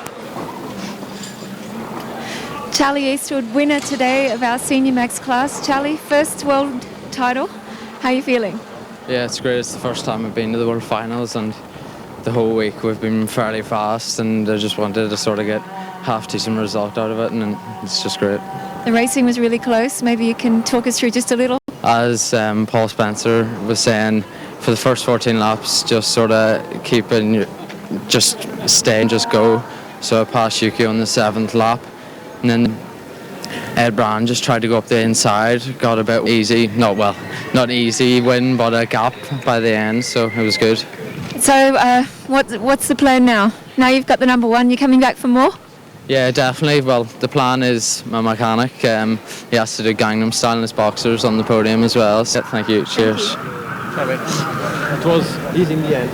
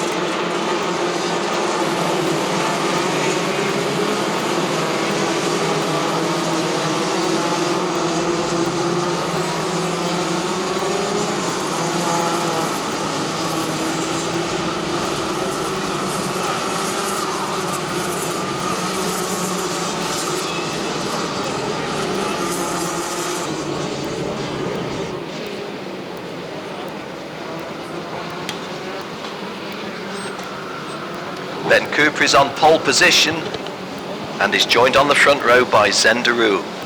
Cody Hodgson and Kyle Ensby are row 2. Mika Laiho and Matthias de Tige are row 3. Konstantin Skalko and Simon Wagner, row 4. And the top 10 is completed by the top 10, Joey Wimsett and Eduardo Leitao. A 21-lap race for the DD2 Open title. Here we go.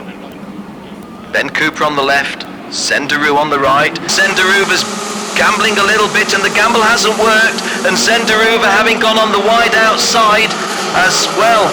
What everybody's done here is given Ben Cooper something like a 10-length lead. We've got drivers off the tarmac and onto the sand, and for everybody else in the race, the bad news is they've let Ben Cooper, the poleman, get well away at the start. Ben Cooper probably started this race as the favourite. Hearing some driving standards flags being given can't possibly affect the leader. All he's done is jumped into the lead from pole position.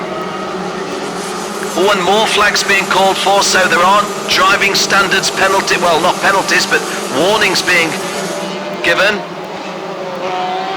Well, what do you say as the commentator? Ben Cooper, actually Ben's not, it's a mechanical defects flag, I think, so somebody has got the mechanical defects flag after that contact.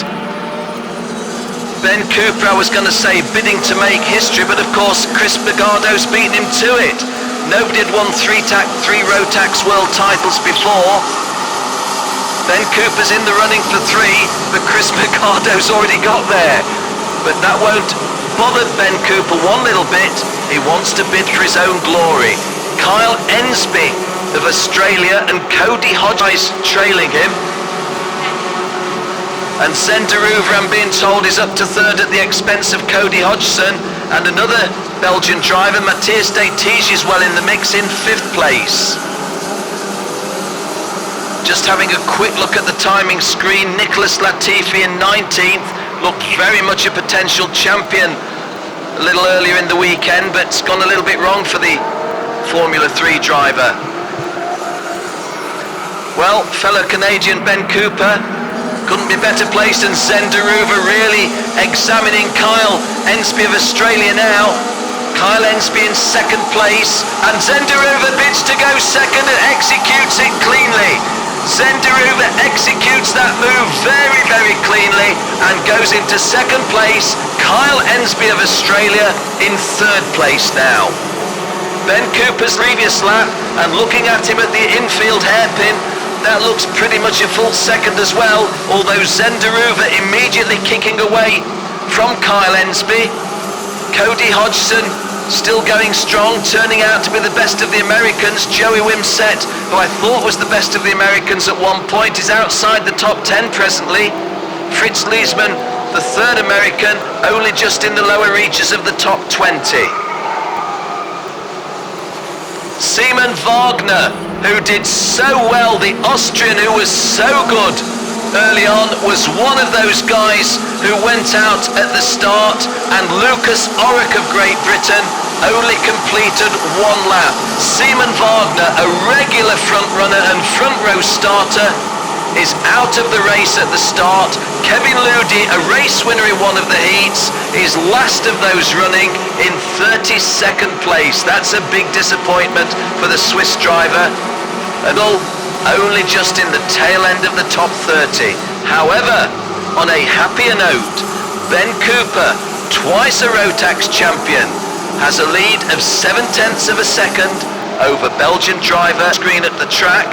Well, 0.7 of a second down a bit. The fast lap by Zenderuver, 59.7. It's 0.3 of a second now. Fastest man on the circuit, Eduardo Leitão of Portugal, and is running outside the top 20. Eduardo Leitão has done a 59.61. Zenderuver's done a 59.72. Ben Cooper only strategy is regularly the strong finish, but Zenderuver challenging, I nearly said the former Englishman, you can't really say that, can you? The Canadian, and Zenderuver takes the lead. Zenderuver bids to get in front and does so. Ben Cooper fighting back, battles with fellow Belgian Jules Jimkoviak and Matthias de Tige. Jules Jimkoviak not here, but Matthias de Tige is. Driving standards flag for somebody. Matthias de Tige is running in 7th place. So 2 Belgians in, and into 2nd place goes Kyle Ensby. So Ben Cooper's suddenly getting himself in a little bit of a hole. And Senna's gone out of the race, hasn't he? Where is Zenderuver? It's all gone wrong because this is Ben Cooper back in front. Well, Zenderuver, what a tragedy for the Belgian. Getting himself in the lead, but it's all gone wrong in the DD2 final. Well, I'm honestly completely neutral in my calls, but you have to feel for a guy who gets to a world championship, leads the final race and goes out in the lead. Ben Cooper from Mika Laiho bidding to take the lead, and the driver from Finland takes the lead. So Mika Laiho of Finland, the European champion, the Risendax Euro Challenge, is the new race leader on lap 7. So Ben Cooper, first experience getting passed by Zenderuver, then I think he was passed briefly by Kyle Ensby. He's just now been passed by Mikolai. Strange race in the DD2 final. Ben Cooper looking for his third Rotax title. Ricardo's record set earlier in the day.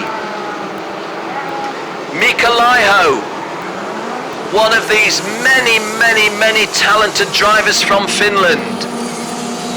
You can't get these drivers from Finland to smile a lot, but boy can you get them to drive karts quickly.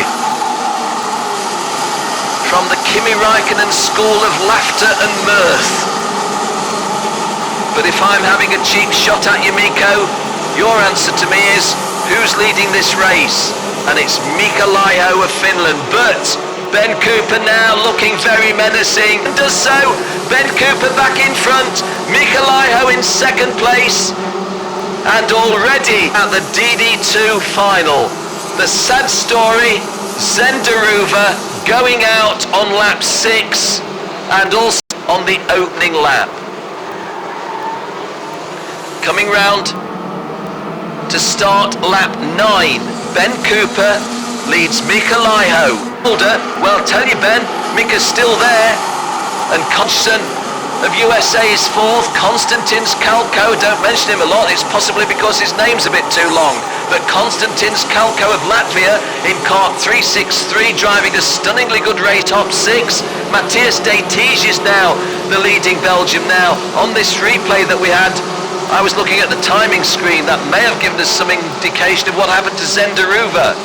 Kazimiera Vasiliauskas of Lithuania is 8th, Zach in the top 9, and Luke Kandel sees a South African presence in the top 10.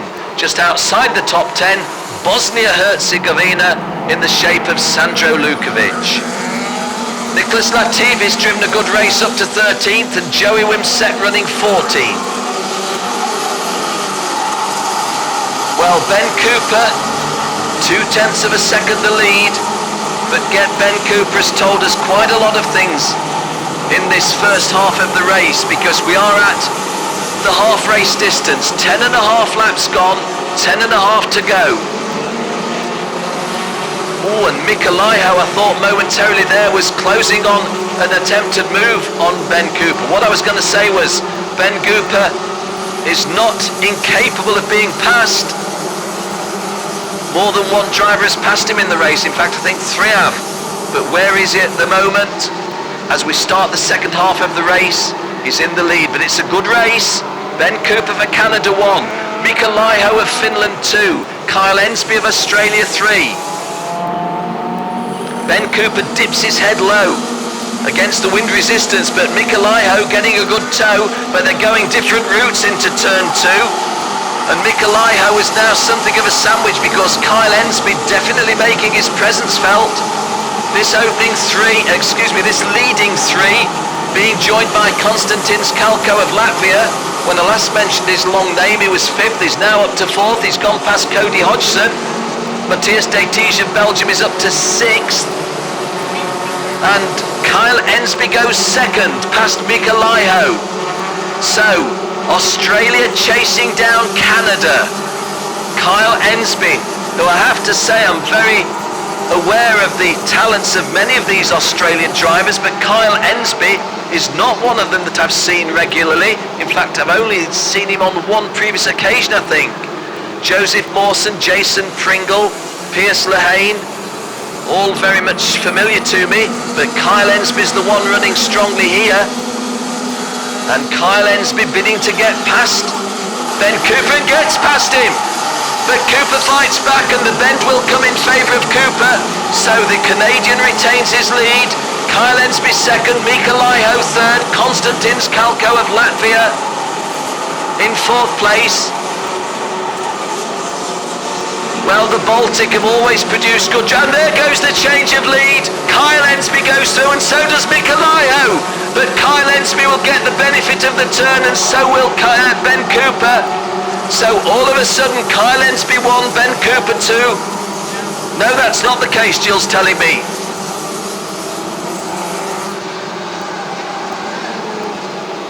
Well, our race leader is Kyle Ensby then, in that case. So, to my friends from down under, have I got that right? I'm not convinced.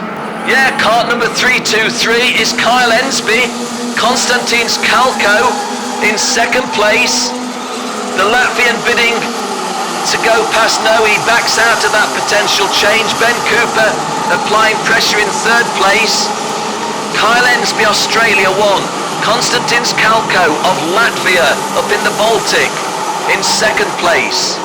And in third place of Canada, Ben Cooper.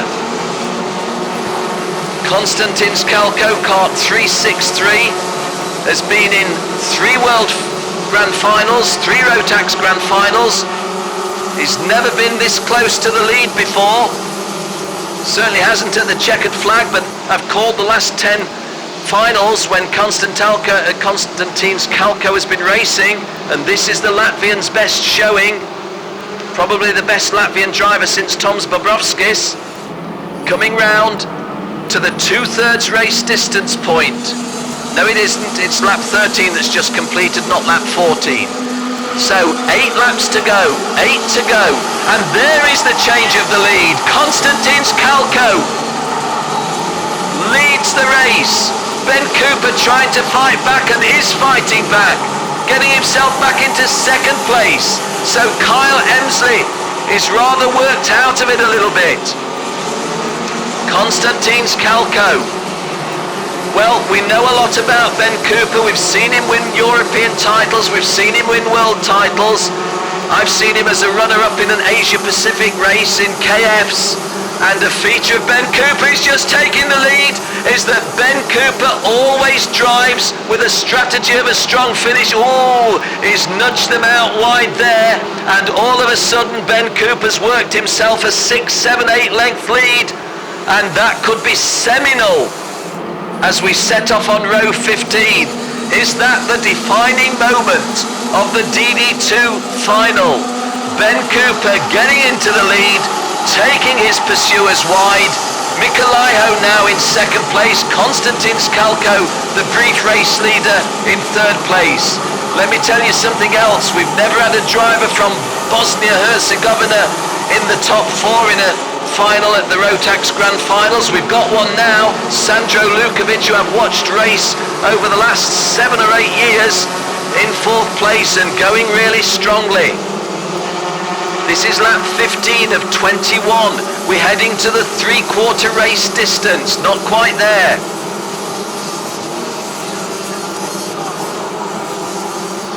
I called Mikolaiho in second place. Jill thinks that's Konstantinos Kalko got back to second, and just looking, that may well be the case. So setting off on lap 16, Ben Cooper's lead is 0.9 of a second over Konstantinos Kalko. Sandro Lukovic third. Matthias Stich of Belgium fourth. Cody Hodgson fifth. Kyle Ensby, who led the race, is running sixth. Kaz Vasiliauskas of Lithuania 7. Mikolaiho, who I called a lot higher in the race, is only 8th now. Zach Richard Robichon makes it 2 Canadians in the top 9, and Jari Huttinen of Finland makes it 2 Finns in the top 10. Ben Cooper has a 10-length lead, 0.956 of a second. Between friends, shall we call that a full second? And bidding to go second and making it happen is, I think that's Sandro Lukovic, can't be 100% sure. Yes, it is. Oh, and 3 drivers side by side. Well, the number of times that commentators say they're side by side, but please, friends, believe me, Sandro Lukovic, Konstantinos Kalko and Matthias Stich went across the start-finish line at the end of lap 16, literally side by side. But Ben Cooper has pulled 1.7 seconds on them. So Ben Cooper does look as if he's going to, oh no, don't let's go down there. Don't let's go there. I talk about the commentator's curse. When I first wrote a feature article on Ben Cooper, he said to me, Ken, we've got to talk about the Cooper curse. It's real and it happens. So this particular commentator will keep his mouth shut in terms of any predictions where the next 5 laps or 4 and a little bit take us. Ben Cooper comes round to start lap 18. His lead over Konstantin's Kalko is 1.8 seconds. May I be permitted to say that's a very useful lead. With 4 laps to go. Konstantin's Kalkos of Latvia holding off the challenge of Matthias de Tige. I mention again to those of you, I know there's new people joining all the time, Matthias de Tige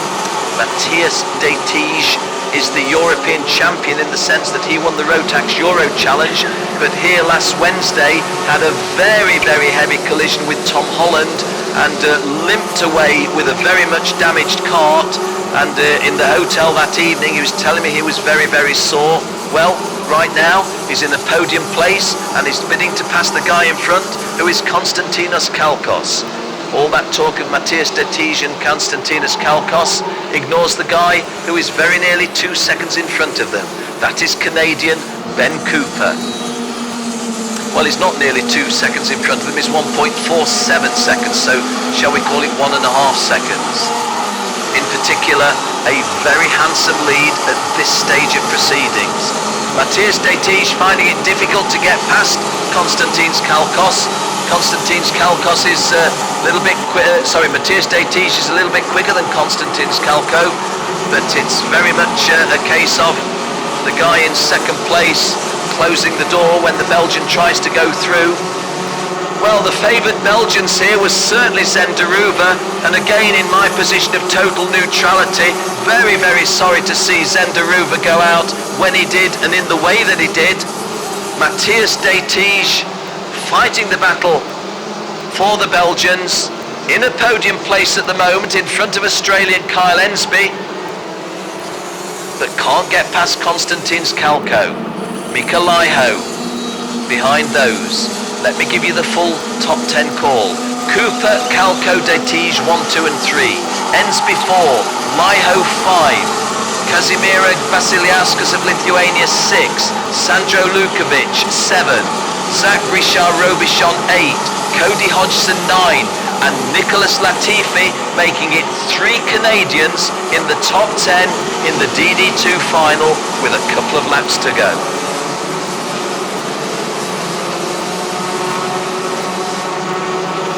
Keep my calm with the microphone, keep my calm with my tongue, but let me say that Ben Cooper, who I've seen win 2 Rotax World titles, and I think it's 3 Euro titles, looking in a very handsome position as he sweeps round to see the last lap board. 1 to go, 1 to go. And Kyle Ensby bidding for a late move to get onto the podium, and I think he's got that move. No, he hasn't. Konstantinos Kalko is still second and Matthias de Tige is still third.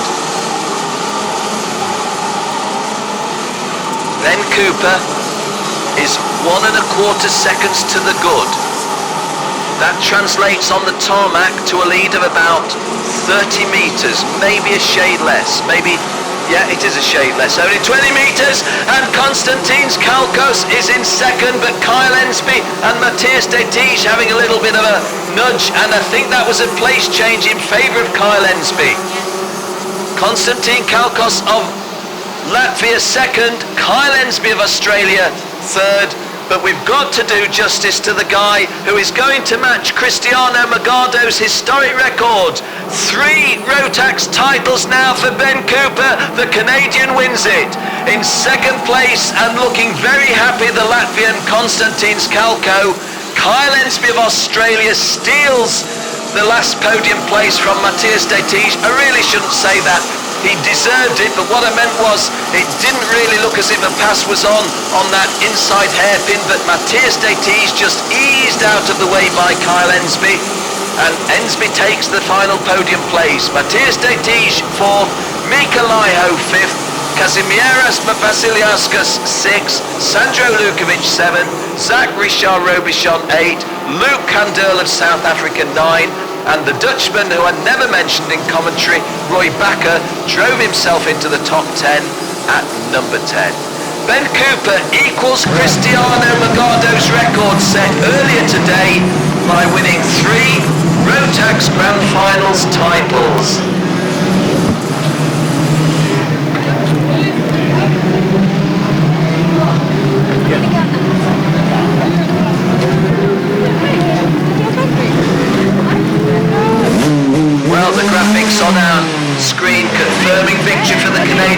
Cooper.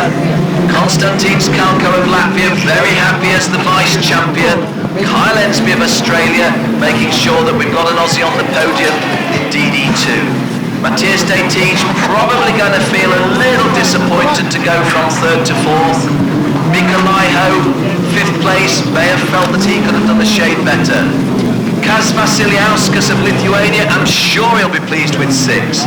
Sandro Lukovic, when he was running 4th, 3rd even, maybe disappointed with 7th. Zach Richard Robichon makes it another Canadian driver in the top 8. Luke Candale of South Africa 9th, and Roy Bakker, the Dutchman, 10th. Jason Pringle, Australia 11, and Jari Huhtinen of Finland making it 2 Finns in the top 12. Nicholas Latifi of Canada was 13th, Andreas Backman of Sweden 14th, Harold Skokaklis, another Latvian, 15th. Harold Skokaklis has been on podiums in the Rotax Euro Challenge in the International Open, but only 15th in this one. Joey Wimsett, USA, 16th. Kevin Ludi of Switzerland, from last of the drivers at one stage up to 17th, was a good drive. Patrick Pearce, Great Britain, 18th. Fritz Leesman, California, USA, 19th. And Sean Slavin, the Scotsman, completing the top 20 at number 20, having been, having rattled out in the pre-final and starting at the back. Andre Huber of Germany, 21. Leon de Vischer, the Dutchman, 22. Another Dutchman, Tom Dealison, 23. And Portugal's Enrique Baptista finished 24th. Another Portuguese driver, Tiago Ribeiro, was 25th. Another Latvian, Martins Lapins, was 26th. Sebastian Bertrand of France, 27th. Daniel Vacas of Spain, 28th. Ricardo Leitao of Portugal, 29. And the top 30 completed by Cody Hodgson, who was running as high as 4th in the early stages, but failed, I think, to complete the race. Let me just double check that. Yes, he went out on lap 20 of a 21 lap race, Cody Hodgson. But the real loss, Zenderuva, going out on lap 6 when in the lead. But once again, a champion, and who's to say he wouldn't have been the champion if Zen had have stayed in the race? Ben Cooper.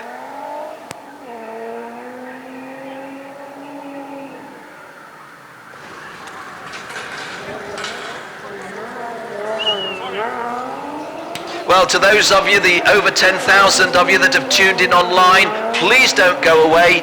We've got the podium ceremony to come. We've got Jenny Wade doing some interviews here. If you're a Canadian or even a friend of Ben Cooper from his days back in the southeast of England, be interesting to hear what he's got to say. And it would be nice also to talk with Konstantin Skalko and or Kyle Ensby. So thank you for joining us, but please don't go away. I'm Ken Walker, but you've got the pretty girls to come after me, so stick around with us.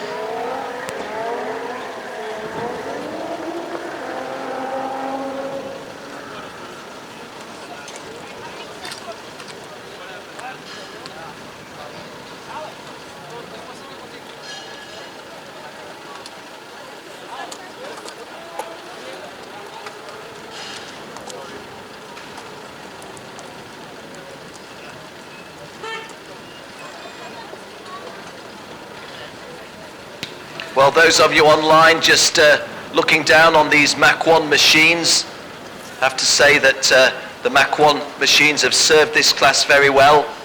Big thank you to Mach 1, to Birel, to Sodicart, to Hasa, and of course for the youngsters, to Praga, providing the chassis. Jenny F. Ben Cooper. Well, Ben Cooper's equalled the record set by Cristiano Magado in winning 3 Rotax titles. He's down in the paddock and he's talking with Jenny Wade. Ben Cooper, now tell us, number 3 title, DD2 champion 2012. How was the racing? That has to be the hardest race of my life. It's just, I didn't have the pace to win. If it was done on outright lap times, I don't think I would have won.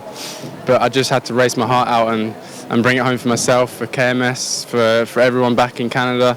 It's the hardest race ever. I can't believe it. It looked like at the beginning, a little bit of a challenge there, but then it all got a little bit close, and you were lucky, I think. Yeah, like I said, I just didn't have the pace. I managed to get a gap at the start and they reeled me in, and I don't know what happened to Zen. He got through and it looked like he lost gear or something and just stuck in neutral, and lucky I got round the outside of the two guys in front of me. Got a gap again, they caught me up again, and then it's all a bit of a blur. I know I had to make that one move in the hairpin just to hopefully make the guys behind fight, and lucky they did. And I think another 2 or 3 laps I probably would have had to fight again, but fantastic. Thank God it was only 21 laps. It was perfect racing and a great way to end our Rotax Max Challenge on-track action. But congratulations now, Cristiano Morgado and yourself. Now, you're not old enough to be a master, but next year maybe the challenge is on for title number 4. Yeah, I mean, it looked almost as if we were going to have 3 of us that would have 3 times with Yuko in senior, but yeah, I had to match my old teammate Cristiano for 3 wins, and great for him, great for myself, and I'm sure we'll be back next year fighting up for the 4th. I'm sure you will, and we'll be back here watching. So congratulations, well done, and also to the team. Thank you very much, thank you.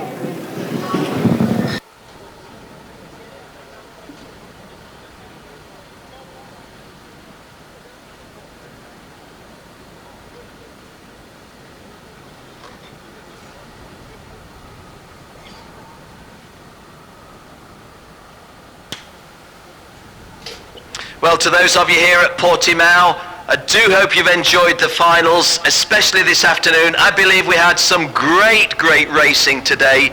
The DD2 Masters and the Juniors really stand out. The Seniors may be even better. And, well, the DD2 Open, just a shame that we lost Senderuva as we did.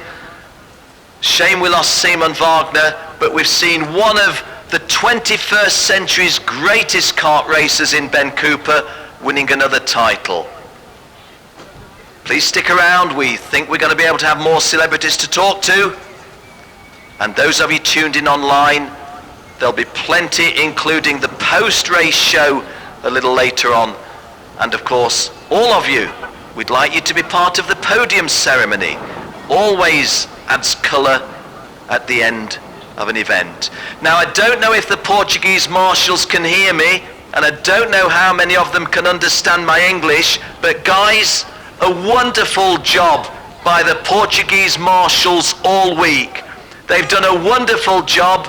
It's been difficult for them. It's been difficult in the weather conditions, and it's been difficult emotionally because of the tragedy that befell one of their number earlier this week. But guys, you've done a marvelous job. The Portuguese marshals, I really do salute you, and a big thank you for all you've been through this week and how you've come through with a sterling performance from all of you.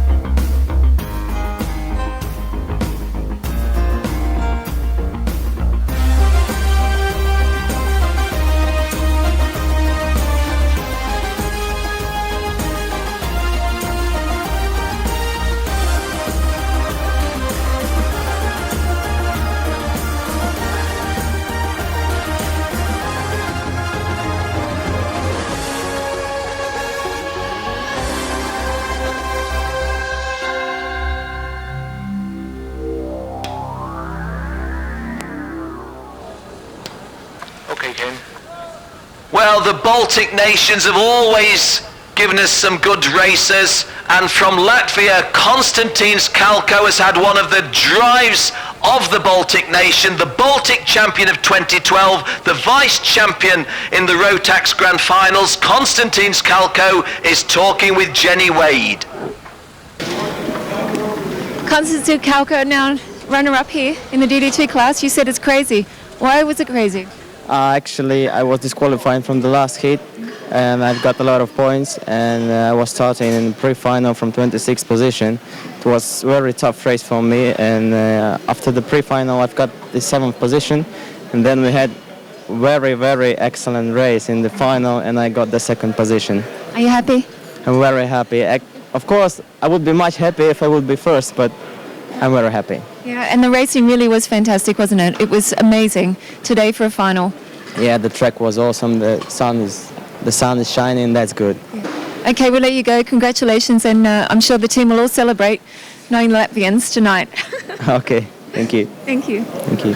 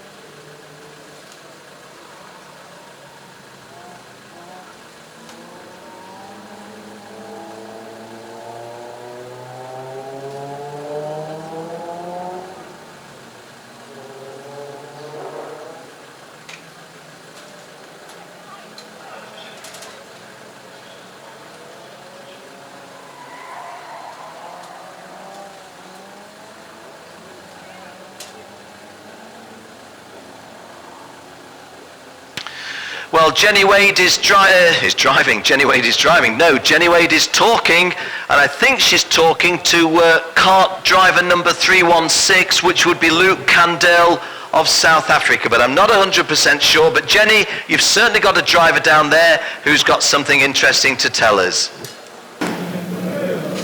Luke Candell now, South African podium in the DD2 Masters for Cristiano Magada, but not in the DD2 today. Yeah, we were a bit unlucky today. This morning in the pre-final, I had to start 24th. Got up to 11th, but got a 10-second penalty, which set me back to 28th for the final. But today a top 10, finishing 9th, so you happy? Yeah, I'm ecstatic. It's my first World Final, so I'm very happy with that. Hopefully next year we can go and give it a good shot. Yeah, a little bit closer, a little bit more experience now. Tell me, how was the racing today in the finals? Was it tough? It was tough. It was very intense as well. It was either pass or be passed. Okay, and you say you're ecstatic. You think you're going to relax a little bit tonight? I know it's been a big week, hasn't it? Yeah, we'll go out tonight, have the drivers' party. I'm sure we'll have some fun there. And another 36 hours home. Hopefully not that long. Well done, it was great racing and good to see you there in the top 10. So next year we'll see you back here and maybe a podium. Hopefully on top. Well done, Luke. Thank you. Thanks. Luke Kandel of South Africa. Little bit of a disappointing day maybe for the South Africans, except that one of them has made history. The first driver to win 3 Rotax finals, Cristiano Magado, followed an hour later by the second driver to win 3 Rotax World Finals, Ben Cooper. Well guys, I do hope that you've enjoyed the coverage. I acknowledge here and now that the race call has not been 100% accurate all of the time. Maybe that's down to this fella holding the mic. There have been 1 or 2 other little issues we've battled, but I hope most of all that our race commentary has given you some enjoyment. That's for those of you here at Portimao. Those of you tuned in online, a big thank you to you for having tuned in. I hope you've enjoyed our coverage, and as I say, I hope that the circuit commentary which was streamed across your images helped you during the races. Don't go away, any of you. The podium ceremony coming up and is being covered by us live from here in Portimao. But from myself, Ken Walker, thank you for your support here at Portimao. Thank you for your support online, and I'll be talking to you a little later on at the podium.